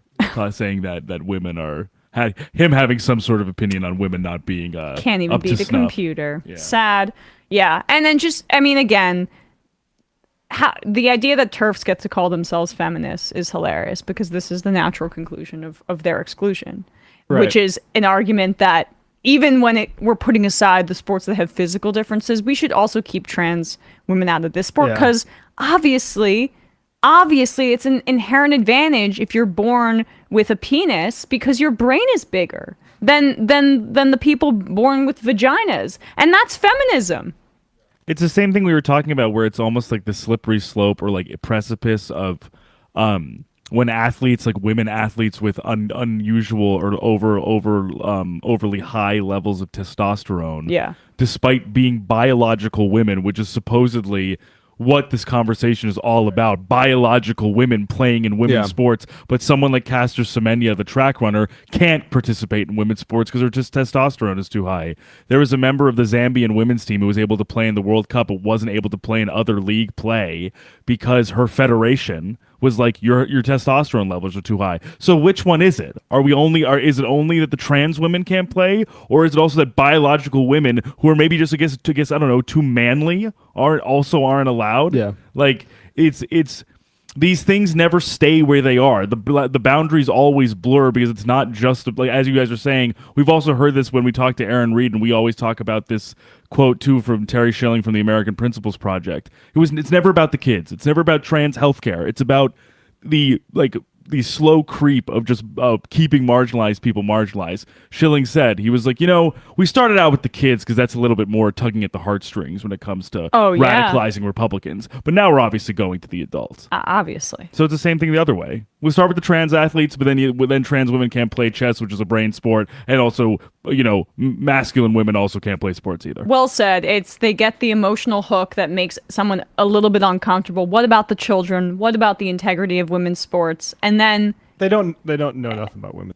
They don't care. Like I see this all the time of like and like they mock women's sports. They mock the U.S. women's national team. Sorry to cut you off, but from trying to get equal pay, they mock the WNBA. They mock it all. The story that they were apparently talking about before this was a trans person doing good in volleyball, and it's like that they think like physical domination is only been introduced into women's sports by trans athletes participating. They haven't watched women's sports. Like I often think about doing this, but I wouldn't because I wouldn't like it'd be horrible, but like you could very easily convince the anti-trans bigots that like any sort of WNBA player who's crushing in a game, like there's like big post players, that they're actually trans, and you could have the right wing freak out and say, look how horrible this is, and actually it turns out that's just a woman. Yep. Assigned female at birth, and like it's because they think like they have this like sort of almost like dainty view of women's sports that is just like for something for the girls to do because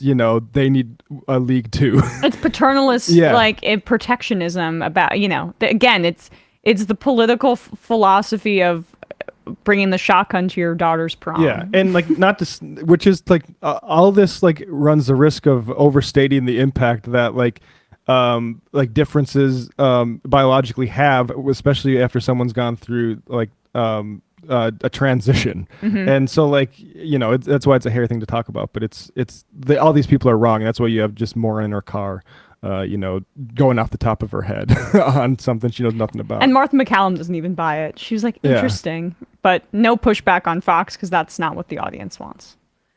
All right, let's take another call, shall we? Calling from a 203 area code. Who's this? Where are you calling from? Hey, is this me? This is you. All right, it's impossible not to say that. All right, first of all, well, who is thank it? you guys so much for the show. Oh, sorry. My name's Liz. I'm calling from Pennsylvania. Liz from Pennsylvania. What's on your mind? So I just want to preface, I consider myself a leftist in every way, but every now and again, something comes up on the show and you guys discuss, and I don't get it. Kowalski earlier was talking about food insecurity and stuff, and every once in a while the idea of abortion with population control and whatnot comes up in a context of racism. So to clarify, I hear a lot of the time people worried about the population of the world exploding and us not being able to sustain. And that ends up being spoken about in a racist way. And when I think about places that are becoming uninhabitable, like Africa, the Middle East, like, it's hard for me to understand why increasing access to abortion would be a bad thing. And I'm coming from this as a person who does not want children. And part of that is because I feel like the planet that we are leaving, future generations is just garbage. So I was just hoping you guys could kind of talk about that a little bit. And I think it's pretty clear because the first of all, no one on the left is saying that people in Africa or the Middle East shouldn't have access to an abortion. So I'm not sure where you got that. Not one person would say that. It's about the implementation of it for racist ends, which is a is a hallmark of what a lot of eco-fascists have been advocating. Well, I reject the premise that we have an overpopulation issue at all. I think it's a Malthusian fallacy that's been with us for a long time, and I don't think it's any truer now despite climate change. And I think that's where I don't think you can be a leftist and think like actually there's too many people on this planet. Well, no, I don't exactly feel that way. I think like in the context I am describing, it's more of we are starting to see climate migration, people, fleeing to Europe and stuff, and just certain areas of the world are becoming more difficult to live in. And so I certainly don't think, there are too many people or too many of a certain race or whatever, but I do think that, it's an interesting idea to me. No, it's not a solution. I mean, the extent that you can go into other countries and say you now have. First of all, we can't guarantee that in our country now because we don't have a universal healthcare service. But this is not. We're on a wrong trail with this. Like this is not the way to. Less people is not the solution to climate change. It's just not. That's just like we should that is not the kind of regulation that the government should be involved in, regulating people's births or how the reality of how they want to live their lives, how many children they want to have. We believe in self-determination with your reproductive rights, and the desire to have children is included in that. What you describe here is a really, not to use the slippery slope argument, but I will, because once you give governments that kind of power to make determinations about birth rates and things like that, it's always going to be implemented in a way that disproportionately affects non-white people and people who are perceived as not being desirable carriers of children. So, to be honest, I think that my opinion on this is informed by history. It's informed by the implementation of things like eugenics in genocidal regimes, like by the Nazis, and you see it as a hallmark of things like proposed policies in places like Hungary, for example, where it privileges a very heteronormative conception of and anti-migrant conception of what the family should be, and the people who are desirable or white or wealthy will be able to make those choices, and they will be imposed on the poorest and less powerful. Yeah, it's about development. Like birth rates fall when societies don't need to have high birth rates to sustain populations and things like that. We've seen this throughout different societies. So I think we need infrastructure across Africa to the extent that it's suffering from climate displacements and stuff like that. Well, we should be giving them lots of grants with say some of the taxing some of the companies who have extracted so much from that continent, and be building infrastructure for them so they can help react to it. Not, I don't think like focusing on like helping them have abortions. Like I think this is very disconnected, because I think fundamentally the premise that the issue with climate change is caused or can be addressed by controlling population is just a non-starter. Oh, no, absolutely. And I certainly don't think it's caused. I just, I was listening to something on Democracy Now! The other day, and this isn't climate related, but it was about cobalt mining and what a miserable existence people in, I forget actually where it was, it might have been Congo, what a horrible experience they have. And I just, for me, as someone who doesn't want children in America, where we have like everything we need, I just wonder if more people would have abortions if they were more available. And that is not to say that they should. And I absolutely believe everyone should make those choices for themselves. But I think we need to get to a point where, especially for our politics, where we are like saying that, hey, if you want to have kids, you can have kids. And actually society will provide for that. And if you don't want to have kids, you can have an abortion. Exactly. If you want to expand healthcare in the continent of Africa, we agree. But yeah, Dominica Remy, who we've talked about, she has the Canary Project. And I mean, she talks about how it's not just, it's total control over your reproductive health, which is the right not to have an abortion, or right to have an abortion, and also the right to have a society that's going to support you if you want to become a mother. And like, we don't do that in this country. We always say like, oh, maybe now that we've restricted abortion, maybe the right will come together and we'll do more and for mothers. Of course we're not going to do that, because we don't.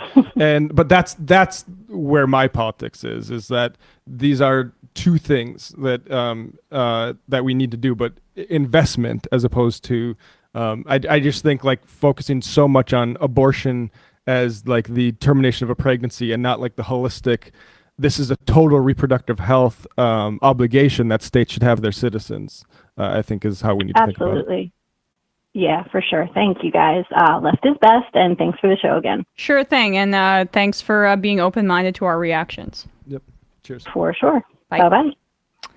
Bye-bye. Tommy Hot Tub says, regarding overpopulation, as a civilization, we materially produce massively more than what is necessary meet need. I think there's a little bit of a typo, but we don't have what we don't have is a robust mechanism for properly distributing this surplus, and parasites taking literally tens of thousands more than their fair share.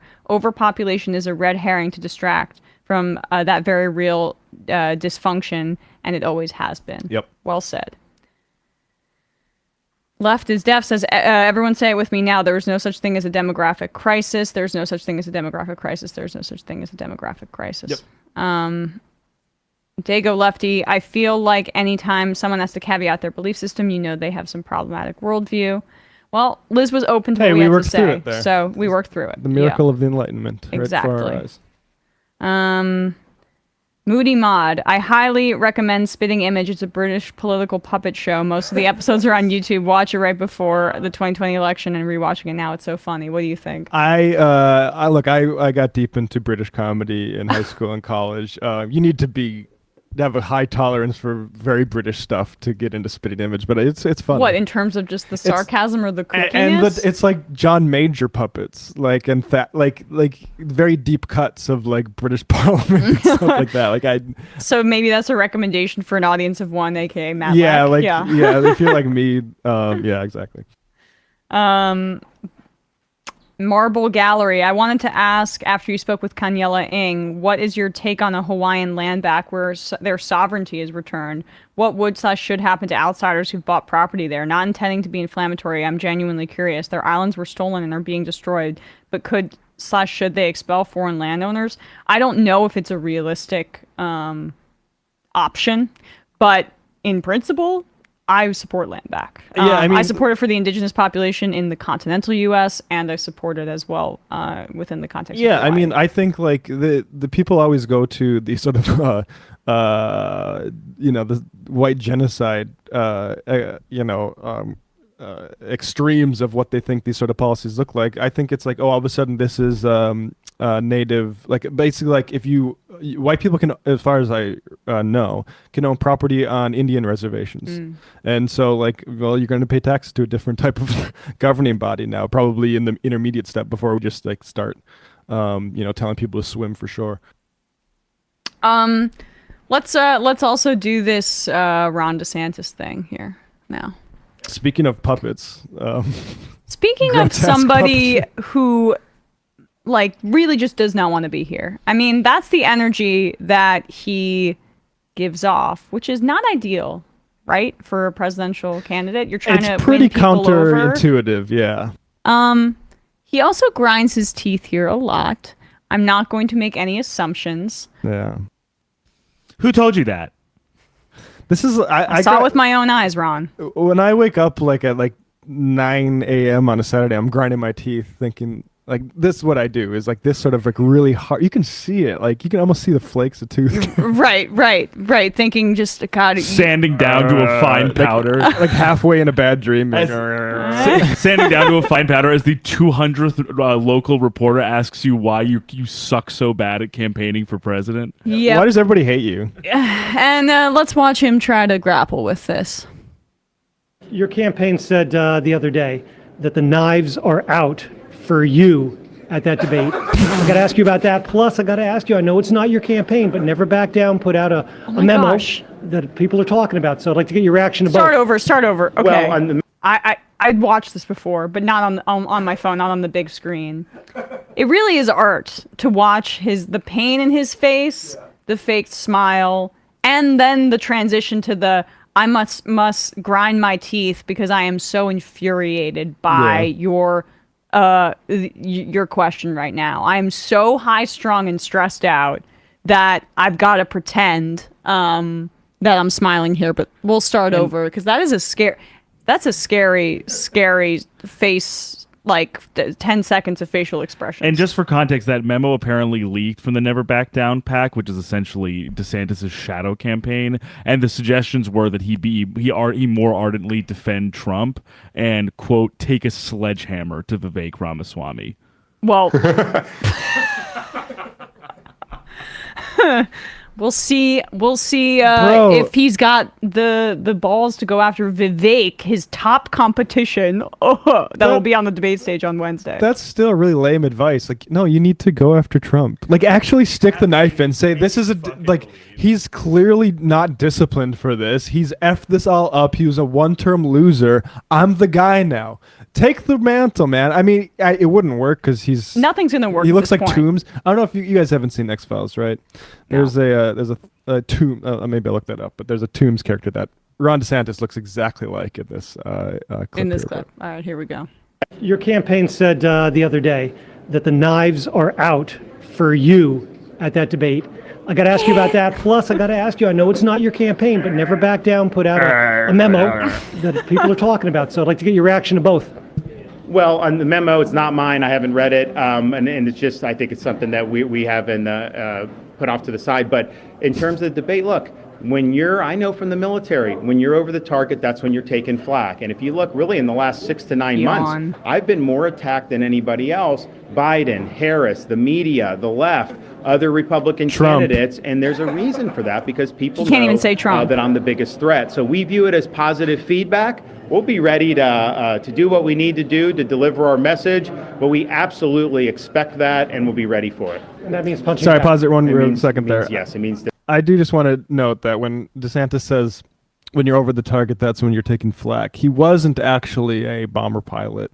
He was a attorney in Guantanamo, and the flak might have been the insurer being vomited up by detainees that were being force-fed it while he was there to make sure that they weren't being tortured. Yeah, and he watched, and that has been now well documented by detainees who have identified him. If your Brooks Brothers suit's getting covered in vomit from insurer, you might be over the detainee. We still have a little bit more. Biden, Harris, the media, the left, other Republican candidates, and there's a reason for that because people know that I'm the biggest threat. So we view it as positive feedback. We'll be ready to do what we need to do to deliver our message, but we absolutely expect that, and we'll be ready for it. And that means punching back. It means yes. It means defending ourselves, but more importantly, showing why we are the leader to get this country turned around. That is just, man, the most pathetic garbage ever. Yeah, I mean, not to be toxic masculinity there. He's but- afraid to say he who must not be named. Yeah. I mean, you do not have the stuff. And I don't know if that would have made a difference in the end. Before he officially announced, we were saying on this program that we didn't think he had the stuff, especially when the New York Times and like other mainstream publications thought he was Trump without the baggage, and he's just running away with the nomination. It's just it was super clear that Trump's hold over the party still remained. Yeah. And the only way you break that is by appearing strong yourself. Exactly. You have to be stronger than them. And he looks like a little weakling. I'm being attacked by everyone. Like Kamala Harris, bro. Nobody's paying attention to No Kamala one cares. attacks. You're in a race in the Republican primary. So name the guy that has a 20-point lead on you in Iowa who now is facing multiple criminal indictments. You're afraid to name that guy? This is the party that loves the strong man. How are you gonna survive? This is a tweet that Matt pointed out before the show. Yeah, I think Brendan Carrot bless Me? you. Thank you. Want to know? Are you with us? American flag. And if you scroll down to the stats here, this is 2 days old.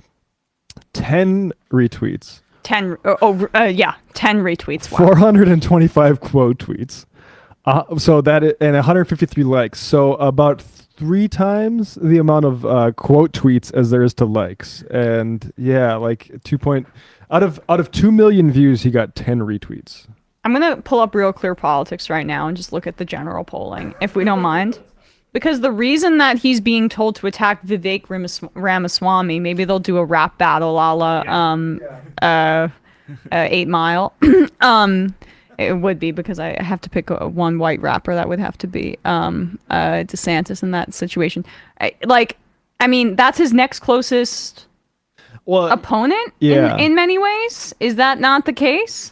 In some recent general polling, but also in some state polling, Vivek has either tied him or surpassed him by 1 or 2%. At first, I think it was Tim Scott, but even Scott's I think fallen back a little. So I literally think I'm pulling this. I'm sending this to you right now. We can put this up. Yeah. This is the National Republican Nomination Poll, which again, it doesn't necessarily determine everything, because you have to go state by state, and that can change a lot. But as I mentioned in headlines, Trump is up by 20 points in Iowa, and 2/3 of Republican likely caucus goers in Iowa say he didn't commit any serious crimes. I mean, the Real Clear Politics average has Trump up nationally by 40.9 points. And then you'll see here DeSantis just still the green cratering. line nosediving. Trump increased support in that time. And then the little creep up at the bottom there, the light blue line, is Ramaswamy. Now, this is interesting, and we'll talk about this on Wednesday night too. But Bradley, if you could do a Google search for me, if you search Vivek Ramaswamy Soros, you're gonna find why this ain't going nowhere either. Yeah. I did not know this, but we talked about this with the Million Death Cult boys for Left Reckoning this weekend. That Vivek is a Vivek rhymes with cake. Vivek rhymes with cake. It will go to the Paul and Daisy Soros Fellowships for a New America. And this is you could kind of call this affirmative action paid for by George Soros. Here, maybe Vivek Ramaswamy is the founder and CEO of Roivant Sciences. Yeah, but there he is. Oh, let me scroll up to make sure you get the Soros thing. So yeah, he got a fellowship awarded in support of work towards a JD in law at Yale University. Whoa. So this Soros-funded candidate. This young populist is not only an Ivy Leaguer, but he was paid to go to the Ivy League by George Soros. So good luck, Vivek. Saying there are 2 genders and that God is real. Mm-hmm. You're going to need to say a lot of that shit because I also saw people saying, I won't vote for a first-generation immigrant from a country that has, like, rape issues. So you're going to experience a lot of racism, Vivek, and I'd like to see how you address that forthrightly, if you maybe minimize it because you need votes.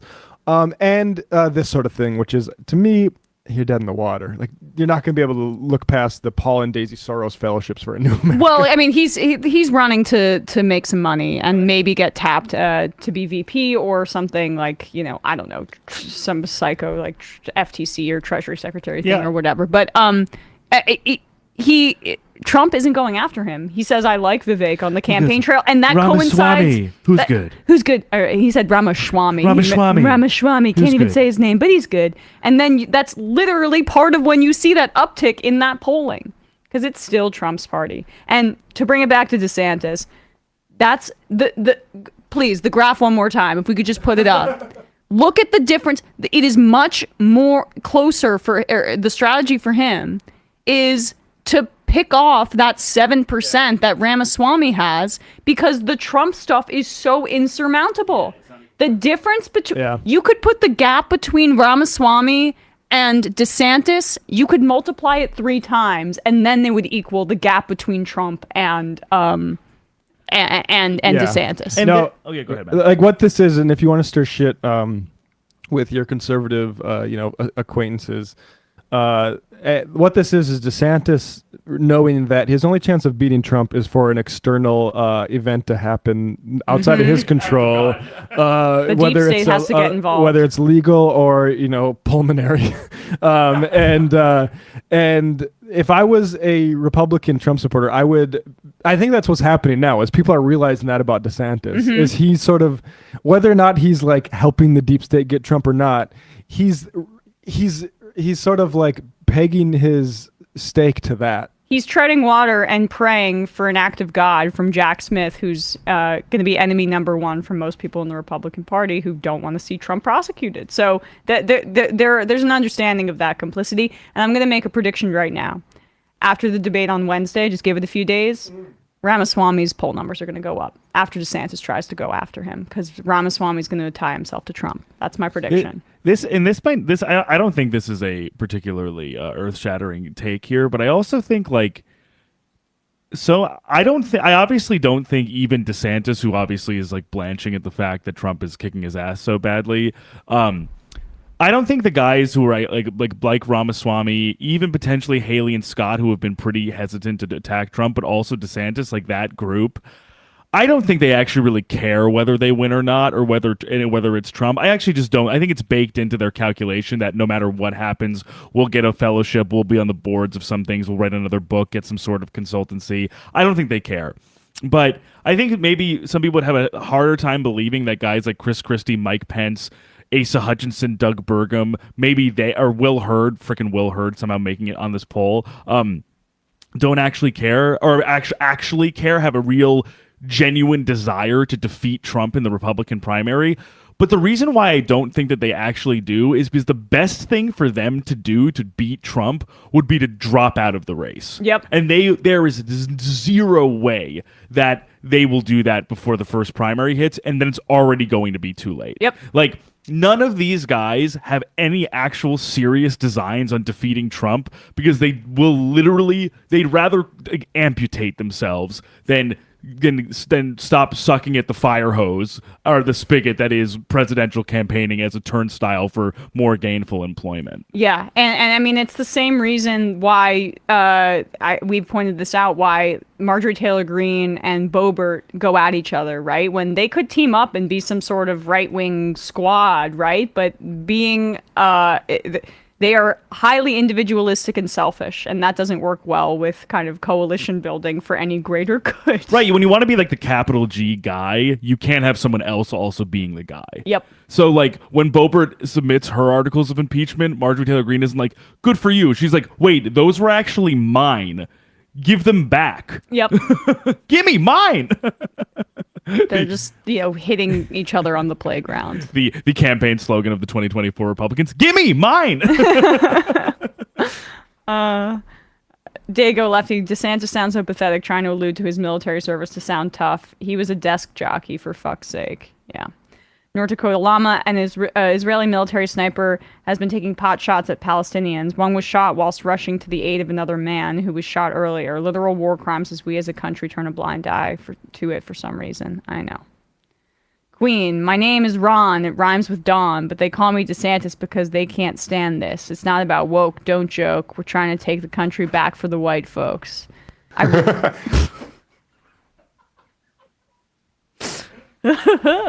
We got to make some prop bets for Wednesday. Like which candidate's going to try and say something in Spanish, maybe. Yeah. Honestly, that is an old trick, but I don't know who it would be. How many times they say energy independence? Definitely not DeSantis. He's too afraid to appear ethnic. I would love to hear Kristi Noem try to do some Espanol. Or honestly, Hola. my favorite would be Mike Pence's attempt. You know, Be like, ladies and gentlemen, hombres. Oh, Doug Burgum beating Larry Senoritas. Elder. Okay. Yeah, All Burgamania. right. Burgamania is coming after the debate. Burgermeister. All right, let's do another clip here. Let's do this Sean Fain clip here. We just spoke to Jessie Kelly, who's a member of UAW Local 160, about the incredibly important negotiations happening between 150,000 UAW workers and the big three automakers, which includes Ford, GM, and Stellantis, which is what you may know as Fiat Chrysler. That's the name for it now. The contract expires September 14th at 11:59 p.m. So by midnight, as soon as it turns to September 15th, if there is no deal done, a strike is happening. And in the midst of just the explosion and subsidies for that explosion of electric vehicles and that construction, the workers are just not seeing the benefits of that whatsoever. They took a haircut during the 2008 financial collapse when the auto industry was bailed out. That did not trickle down to the workers, and they've been, for decades, as was explained to me by Jessie, constantly being forced into contracts that were exploitative, and they're just not taking it anymore. And they now have leadership in Sean Fain who represents that anger righteously. And he's been doing very cool things like ripping up the contracts on over Zoom meetings, I believe. Talk about a 4-day work week. Oh yeah, good stuff. Yeah, he tore up one of the contracts during a live stream, and more stuff. So here he is speaking in Michigan over the weekend. Recently I quoted a statement by Malcolm X. And when he spoke about freedom, he talked about people saying they believe in freedom, but in the next breath they tell you what they won't do to get it. So I got to ask you, how far are you willing to go to get the contract you deserve?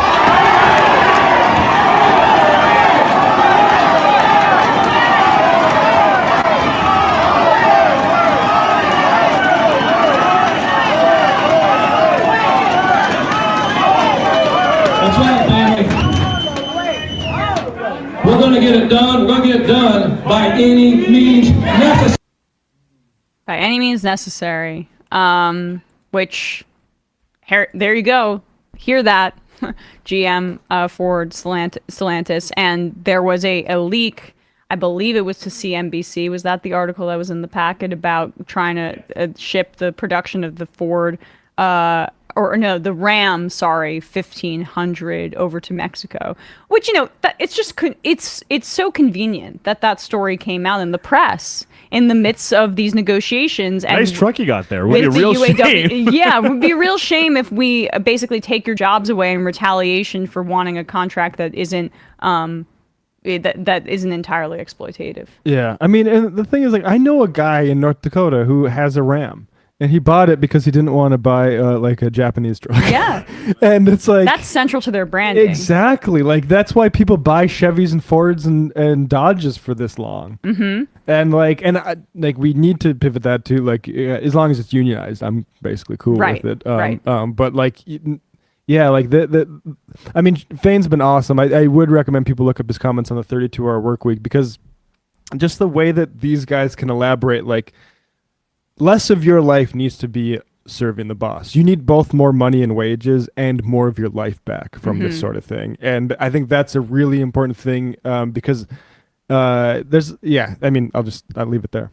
Well, it gives a general posture of righteous antagonism towards the boss. And that creates an education about the power of your labor that has a bunch of different branches, including actions like this. And I'm just thrilled, honestly, that these automakers are so scared. They should be. This would be a really important strike, and second to only what we were potentially going to see if the Teamsters and UPS did not come to a contract, just given the scope of what that strike would mean. And that vote is ending tomorrow, so yes, we'll see about that. We shall see. Although when we had a representative from the Teamsters on, they were pretty optimistic Right. and happy with the concessions. But not the case right now with the UAW. So stand strong, support anybody in your life who's a member of the UAW or anybody that you know, and just generally. And if the time comes for a strike, support them in the best way that you can, either from afar with solidarity or if you can donate to their strike fund. That's the way to promote this kind of solidarity. The interviewee earlier said, support us any way you can. And I think, like, honestly, we are downplay the social media activism because it doesn't really take the place or substitute for, knocking on doors and stuff like that. But in a situation like this, absolutely flood these social networks with pro-union messaging because you need to nullify the potential negative effect they can have. So anytime somebody's trying to do something that attacks solidarity, maybe we should get that Matt Damon clip ready. But like anytime you can, this is the moment to be an unapologetic propagandist for labor power. And like we cannot allow any sort of like, oh no, let's maybe criticize the teachers unions now for this. Like, no, like you bully those people off the platform. And this older clip of Matt Damon, which I think was taking the place during a teacher strike in about a decade ago, 2011. And it's perfect because it's a Reason TV libertarian Koch-backed. I was wondering who asked this question. Yeah, so it's Reason, and Reason is they'll occasionally you'll see good articles from them saying like war is bad and stuff like that. And but the thing to know about that is just like the best foot that they could ever put forward. Right. This is a libertarianism in America, and Reason specifically are fundamentally servile sort of institutions, and I think this really shows why. In acting, there isn't job security, right? There's an incentive to work hard and be a better actor because you want to have a job. So why isn't it like that for teachers?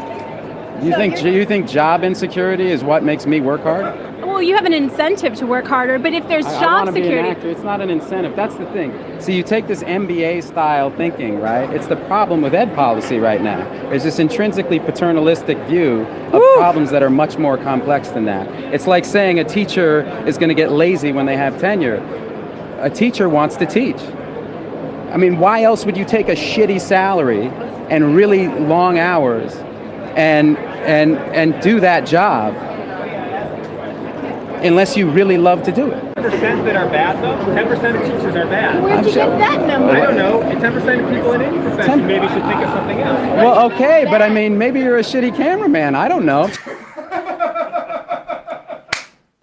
I mean, when he said the paternalistic part, I almost stood up out of my chair. That was like the real life version of what Matt Damon does to that Harvard guy in the bar. How about them Hunting. apples? Yeah. Yeah. Well, I mean, look, he did go there, right? So that right. perhaps the only Harvard graduate I can think of off the top of my head who I really like.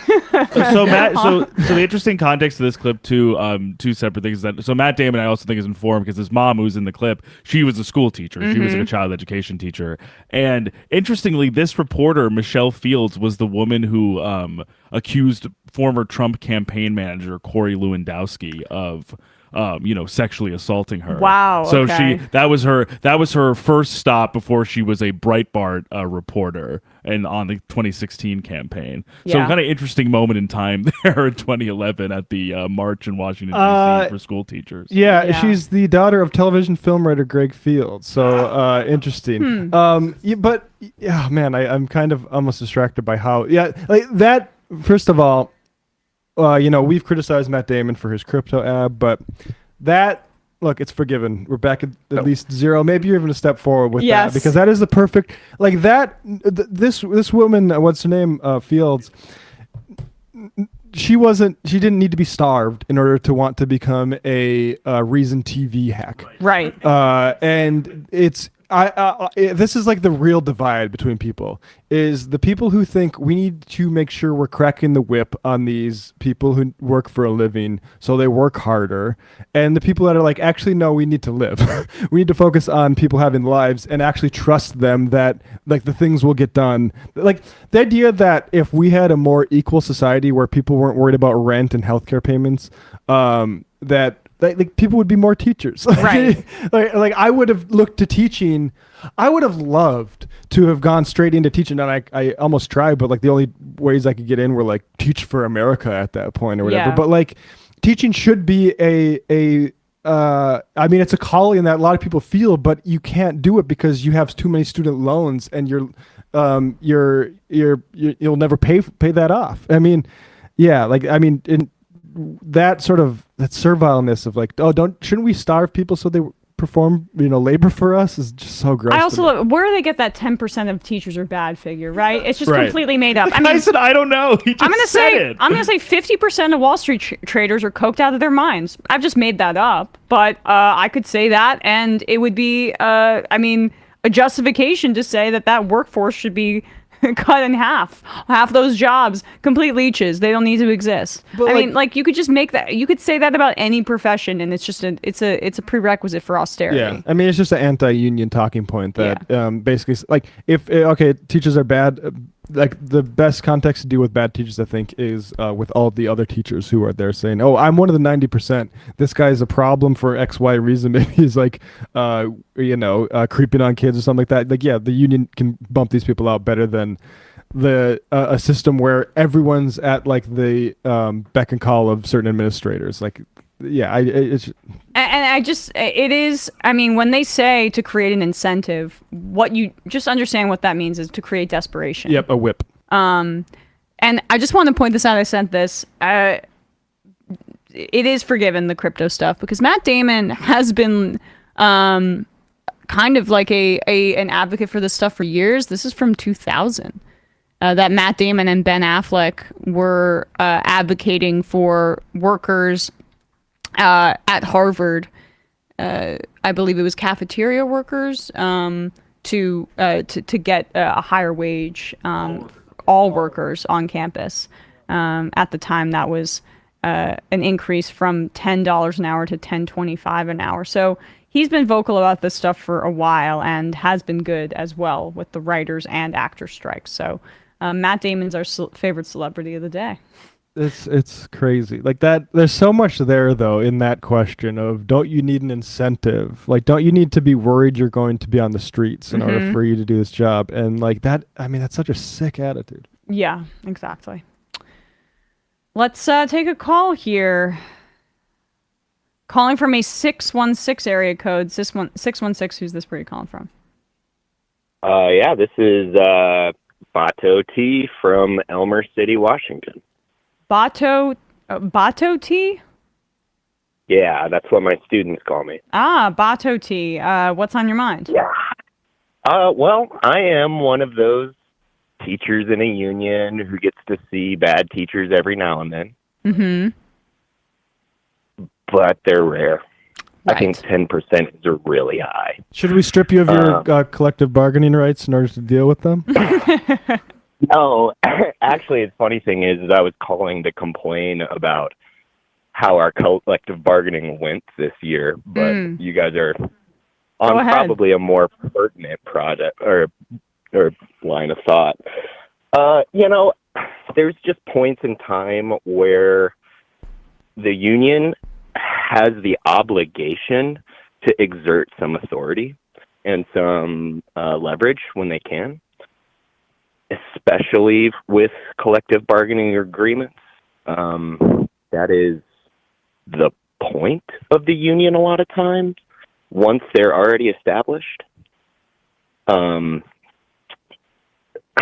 So, I just am looking for some of the labor unions that are active right now, because mine is not, to come out and say to the Democratic Party, look, we helped you get here. Now you have to help us, or we're not coming again in November. And that's all I wanted to say. I'll let you guys respond off there. My take has been that the Appreciate unions you. should not be rushing to endorse Biden, even if ultimately that's going to be their best table-on option. They should hold out and make a story out of it, and Biden should do more for unions. I think that's a good take. Calling from a 4-8. That said, sorry, just real quick. If they can get something good and they should be able to elaborate that to their membership, then I understand, from the line. But you have to be getting something for that immediate PR victory for Biden. Calling from a 408 area code. Who's this? Where are you calling from? Hey, is this me? This is you. Hi, I'm Ethan calling from Los Angeles. Ethan from Los Angeles. What's on your mind?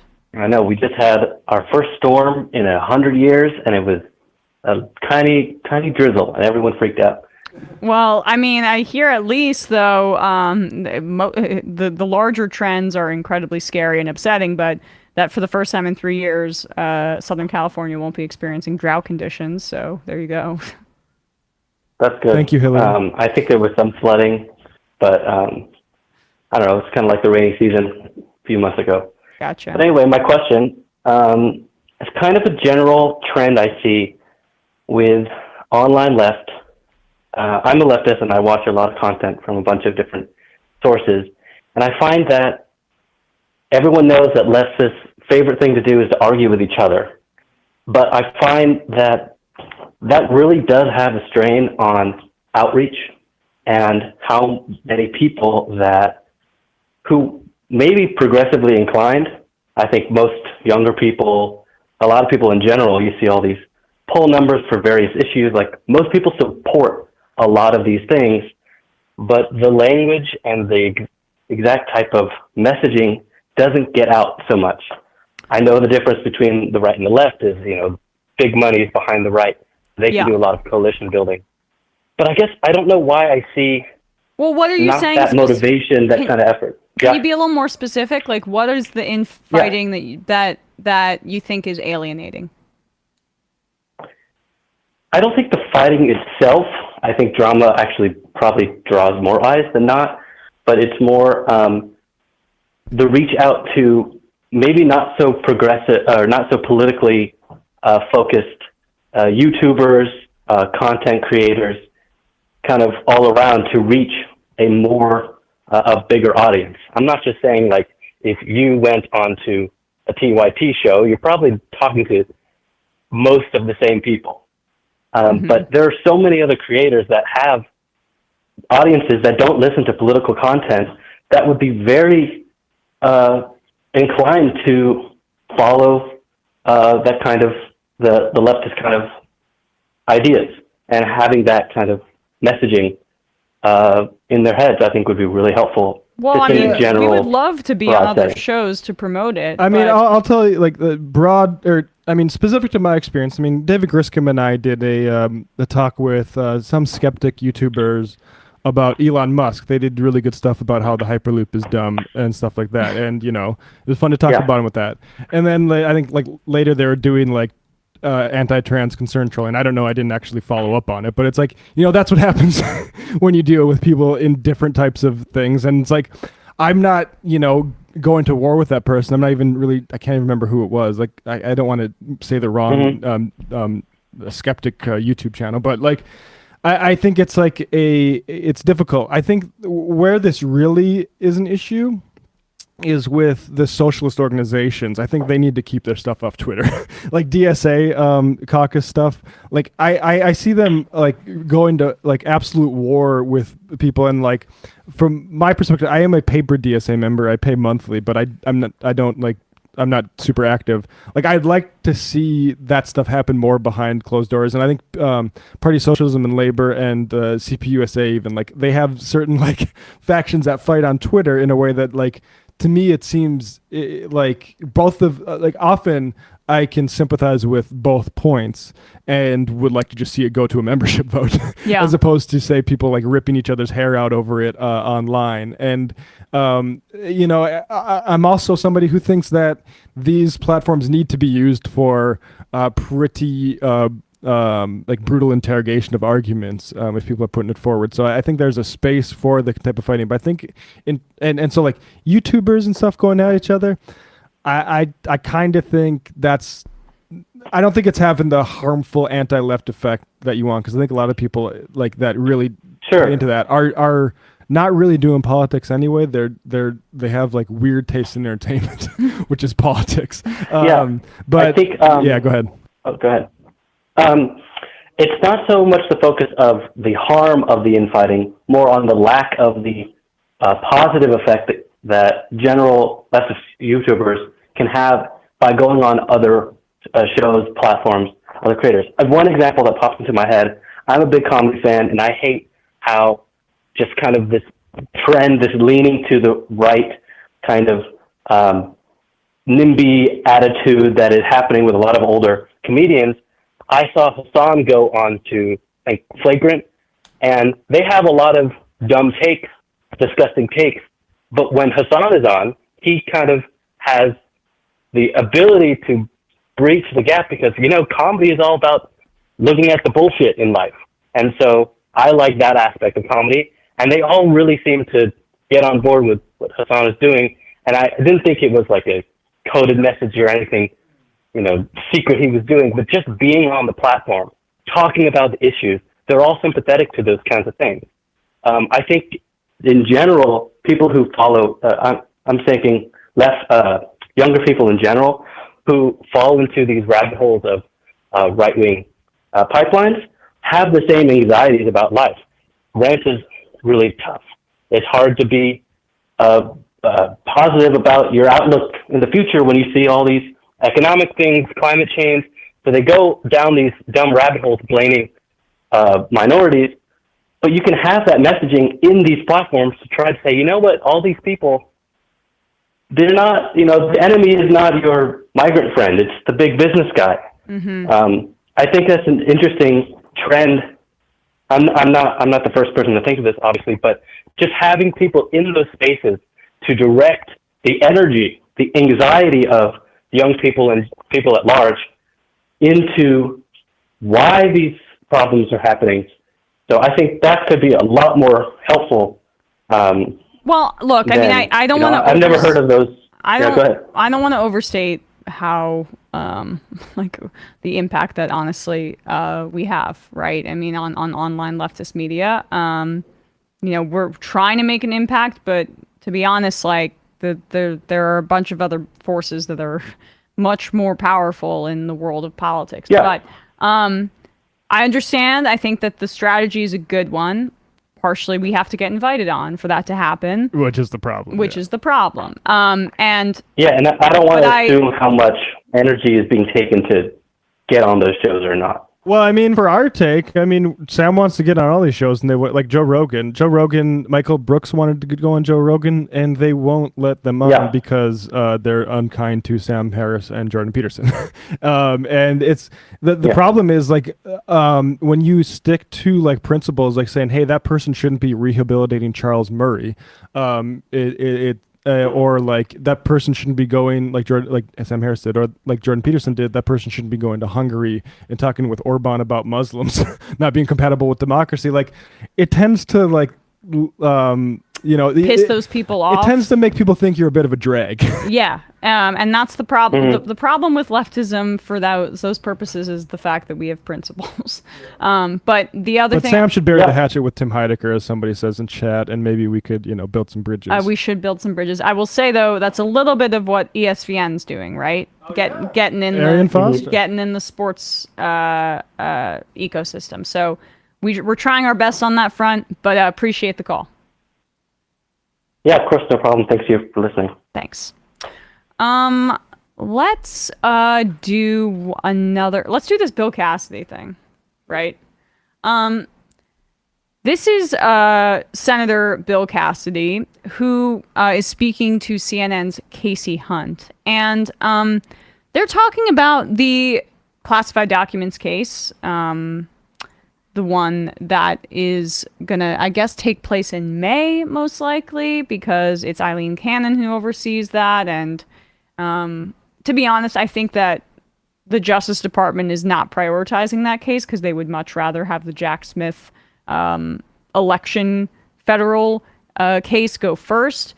But putting that aside, it's interesting here that Cassidy says he thinks that the documents case is a, quote, slam dunk. And yet, he doesn't say that Trump should drop out, despite the fact that he thinks he is guilty of... that he doesn't? He says that he'll drop out, but if he doesn't, he'd still support him. Gotcha. Yeah. All right, here we go. Former Attorney General Bill Barr says that the charges that have been brought against him are, quote unquote, responsible. Do you agree? Well, I'm not an attorney. There's 91 charges, I think. I think the charge that seems most likely, seems almost a slam dunk, is the one related to mishandling of classified documents. So, I can't comment on the rest of them because apparently you have to prove state of mind. You'll have attorneys after me that can comment on that. But there's at least one, which is the mishandling of the federal documents, which is seems, again, a very strong case. They have a tape recording of him speaking of it. If that is proven, then we may have a candidate for president who has been convicted of a crime. I think Joe Biden needs to be replaced, but I don't think Americans will vote for someone who's been convicted. I'm just very sorry about how all this is playing out. I'm sure. Do you think that Donald Trump should drop out of the race? I think so, but obviously that's up to him. You're just asking my opinion, but he will lose to Joe Biden if you look at the current polls. I'm a Republican. I think any Republican on that stage in Milwaukee will do a better job than Joe Biden, and so I want one of them to win. If former President Trump ends up getting the nomination but cannot win a general, that means we'll have 4 more years of policies which have led to very high inflation, to a loss of purchasing power for the average American equivalent to $10,000, and to many other things which I think have been deleterious to our country's future. So if Donald Trump does ultimately win the Can we Republican... just pause it 1 second there? You remember when the CARES Act got signed and people got their money from the government? Mm-hmm. I forget was it $600 for the first one, or was it, what was the checks? Was 1,000? Was 1,000? Yeah. That's right. Now second one was 600. Then the top off. I can't remember. Anyway, but nonetheless, the important thing about those numbers was the for every $1,000 a citizen got, corporate America got $12,000 for each person. loans. Yeah, exactly. Yeah, and that so were almost all forgiven. It's funny to say that he mentions that $10,000 figure because it's maybe we shouldn't have given all this money to corporations so they can just sit on it and use it to basically control labor for the next half decade. Yeah, part of why the purchasing power is less is because there has been an established practice by corporations known as greedflation, which was dismissed by people like Bill Cassidy for years and years, and probably still is, although some progressive economists are getting more mainstreamed on this front. But the fact that these corporations saw the pandemic as an opportunity to squeeze people, and that's why they raise prices artificially. But let's hear the rest of this. I can't believe I misread the fact that he says he thinks he should drop out of the race. But he still's too chicken shit to really go that hard. But this is reflective of how everybody basically feels in the Republican establishment. Yeah, we're getting a little bit of honesty here, and not necessarily courage, but right. Power for the average American equivalent to $10,000 and to many other things which I think have been deleterious to our country's future. So if Donald Trump does ultimately win the Republican nomination, will you vote for Joe Biden or the Democrat over the Republican on the ticket? I'm going to vote for a Republican, but my threshold issue for any person who wants to be the leader of our country is, will you take care of the issues before us? Both Biden and Trump both have the same policy on Social Security, for example, which is to do nothing. Unfortunately, Social Security is going insolvent in 8 to 9 years. No, it is which not. means that somebody watching this who's getting Social Security is going to get a 24% cut. The trust fund is what he's referring to there, not the general program, if I'm not mistaken. So his big gripe is that Trump and Biden don't want to cut Social Security and Medicare. Raise the cap. Yeah, exactly. So, well, that is, I really do think that that's how almost everybody in the Republican Party feels. They feel that Trump is going to kill them in 2024 and won't go after Social Security, I guess. And I believe that that's the case. I believe that that's the only reason why Biden is most likely to be president for a second term, because of Trump.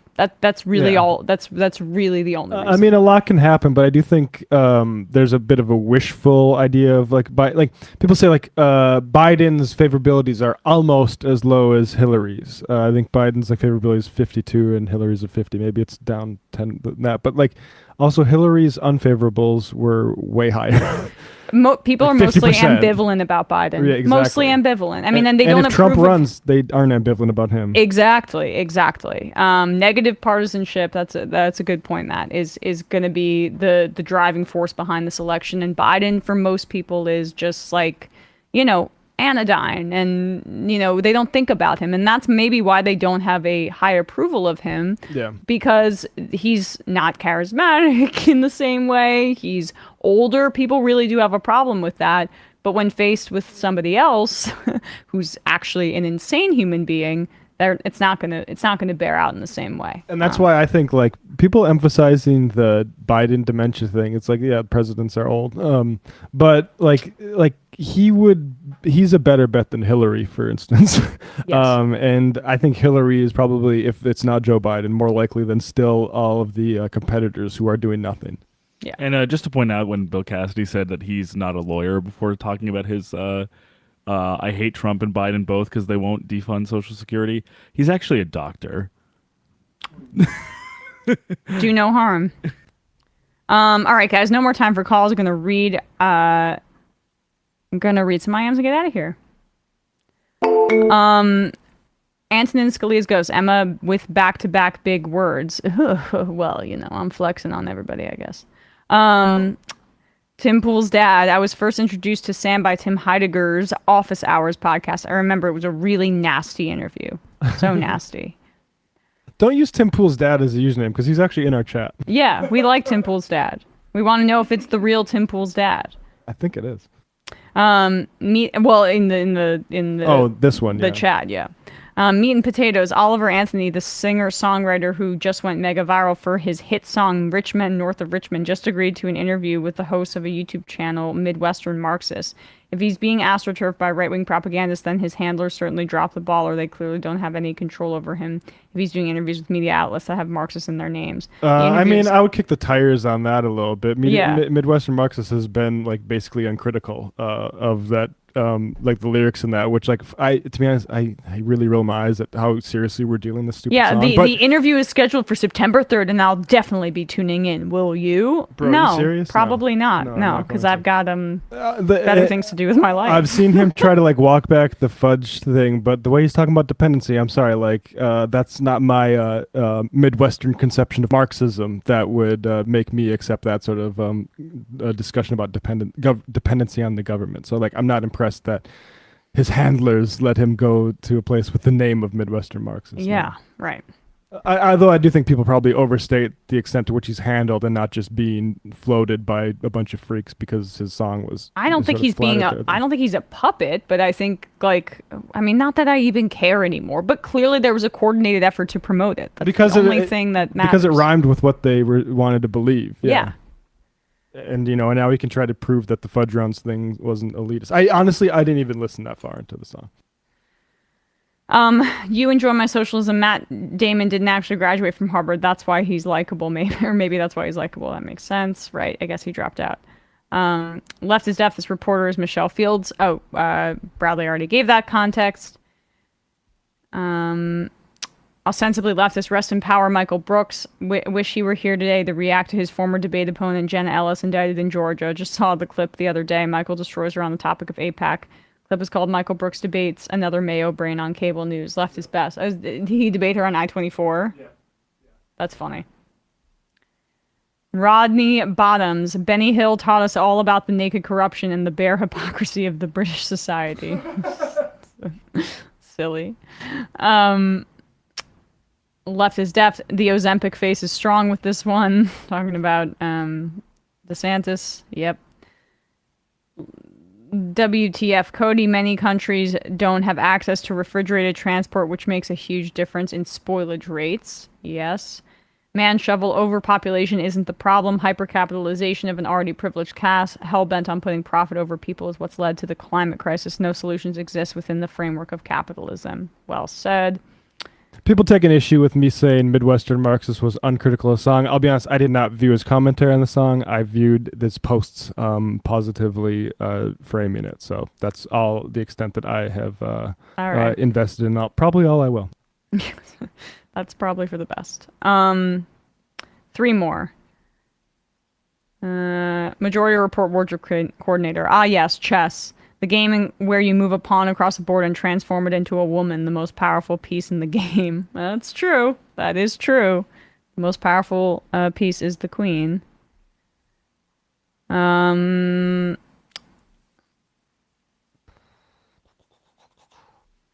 Bradley fan club, Tulsi Gabbard impression, wedding toast. And the final I am of the day.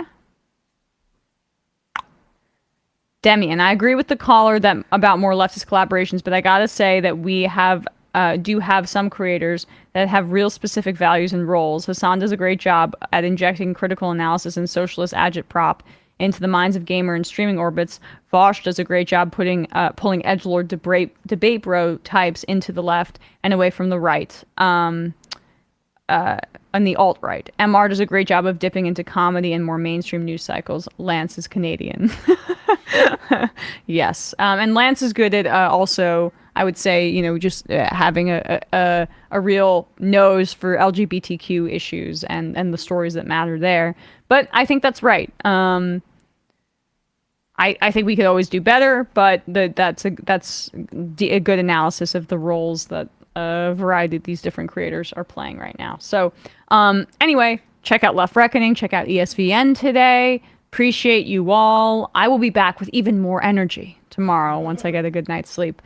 See you all tomorrow, where we will be speaking to somebody about what happened over the weekend in Guatemala, an incredibly important story.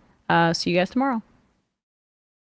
It might take all the strength I got to get to where I want, but I know somehow I'm gonna get there. I wasn't looking when I just got caught between the truth and the light bar, but finding out won't make me feel any better. Yeah, I know the clock is ticking, but the meds are gonna kick in, and my pilot light shining bright. I guess somewhere the choice was made for the option where you don't get paid, for the road that bends before it finally breaks you. I guess somehow I lost my drive between the 101 and the 5. Do you know how far the detour takes? Yeah, I know the clock is ticking, but the meds are gonna kick in, and my pilot light shining bright.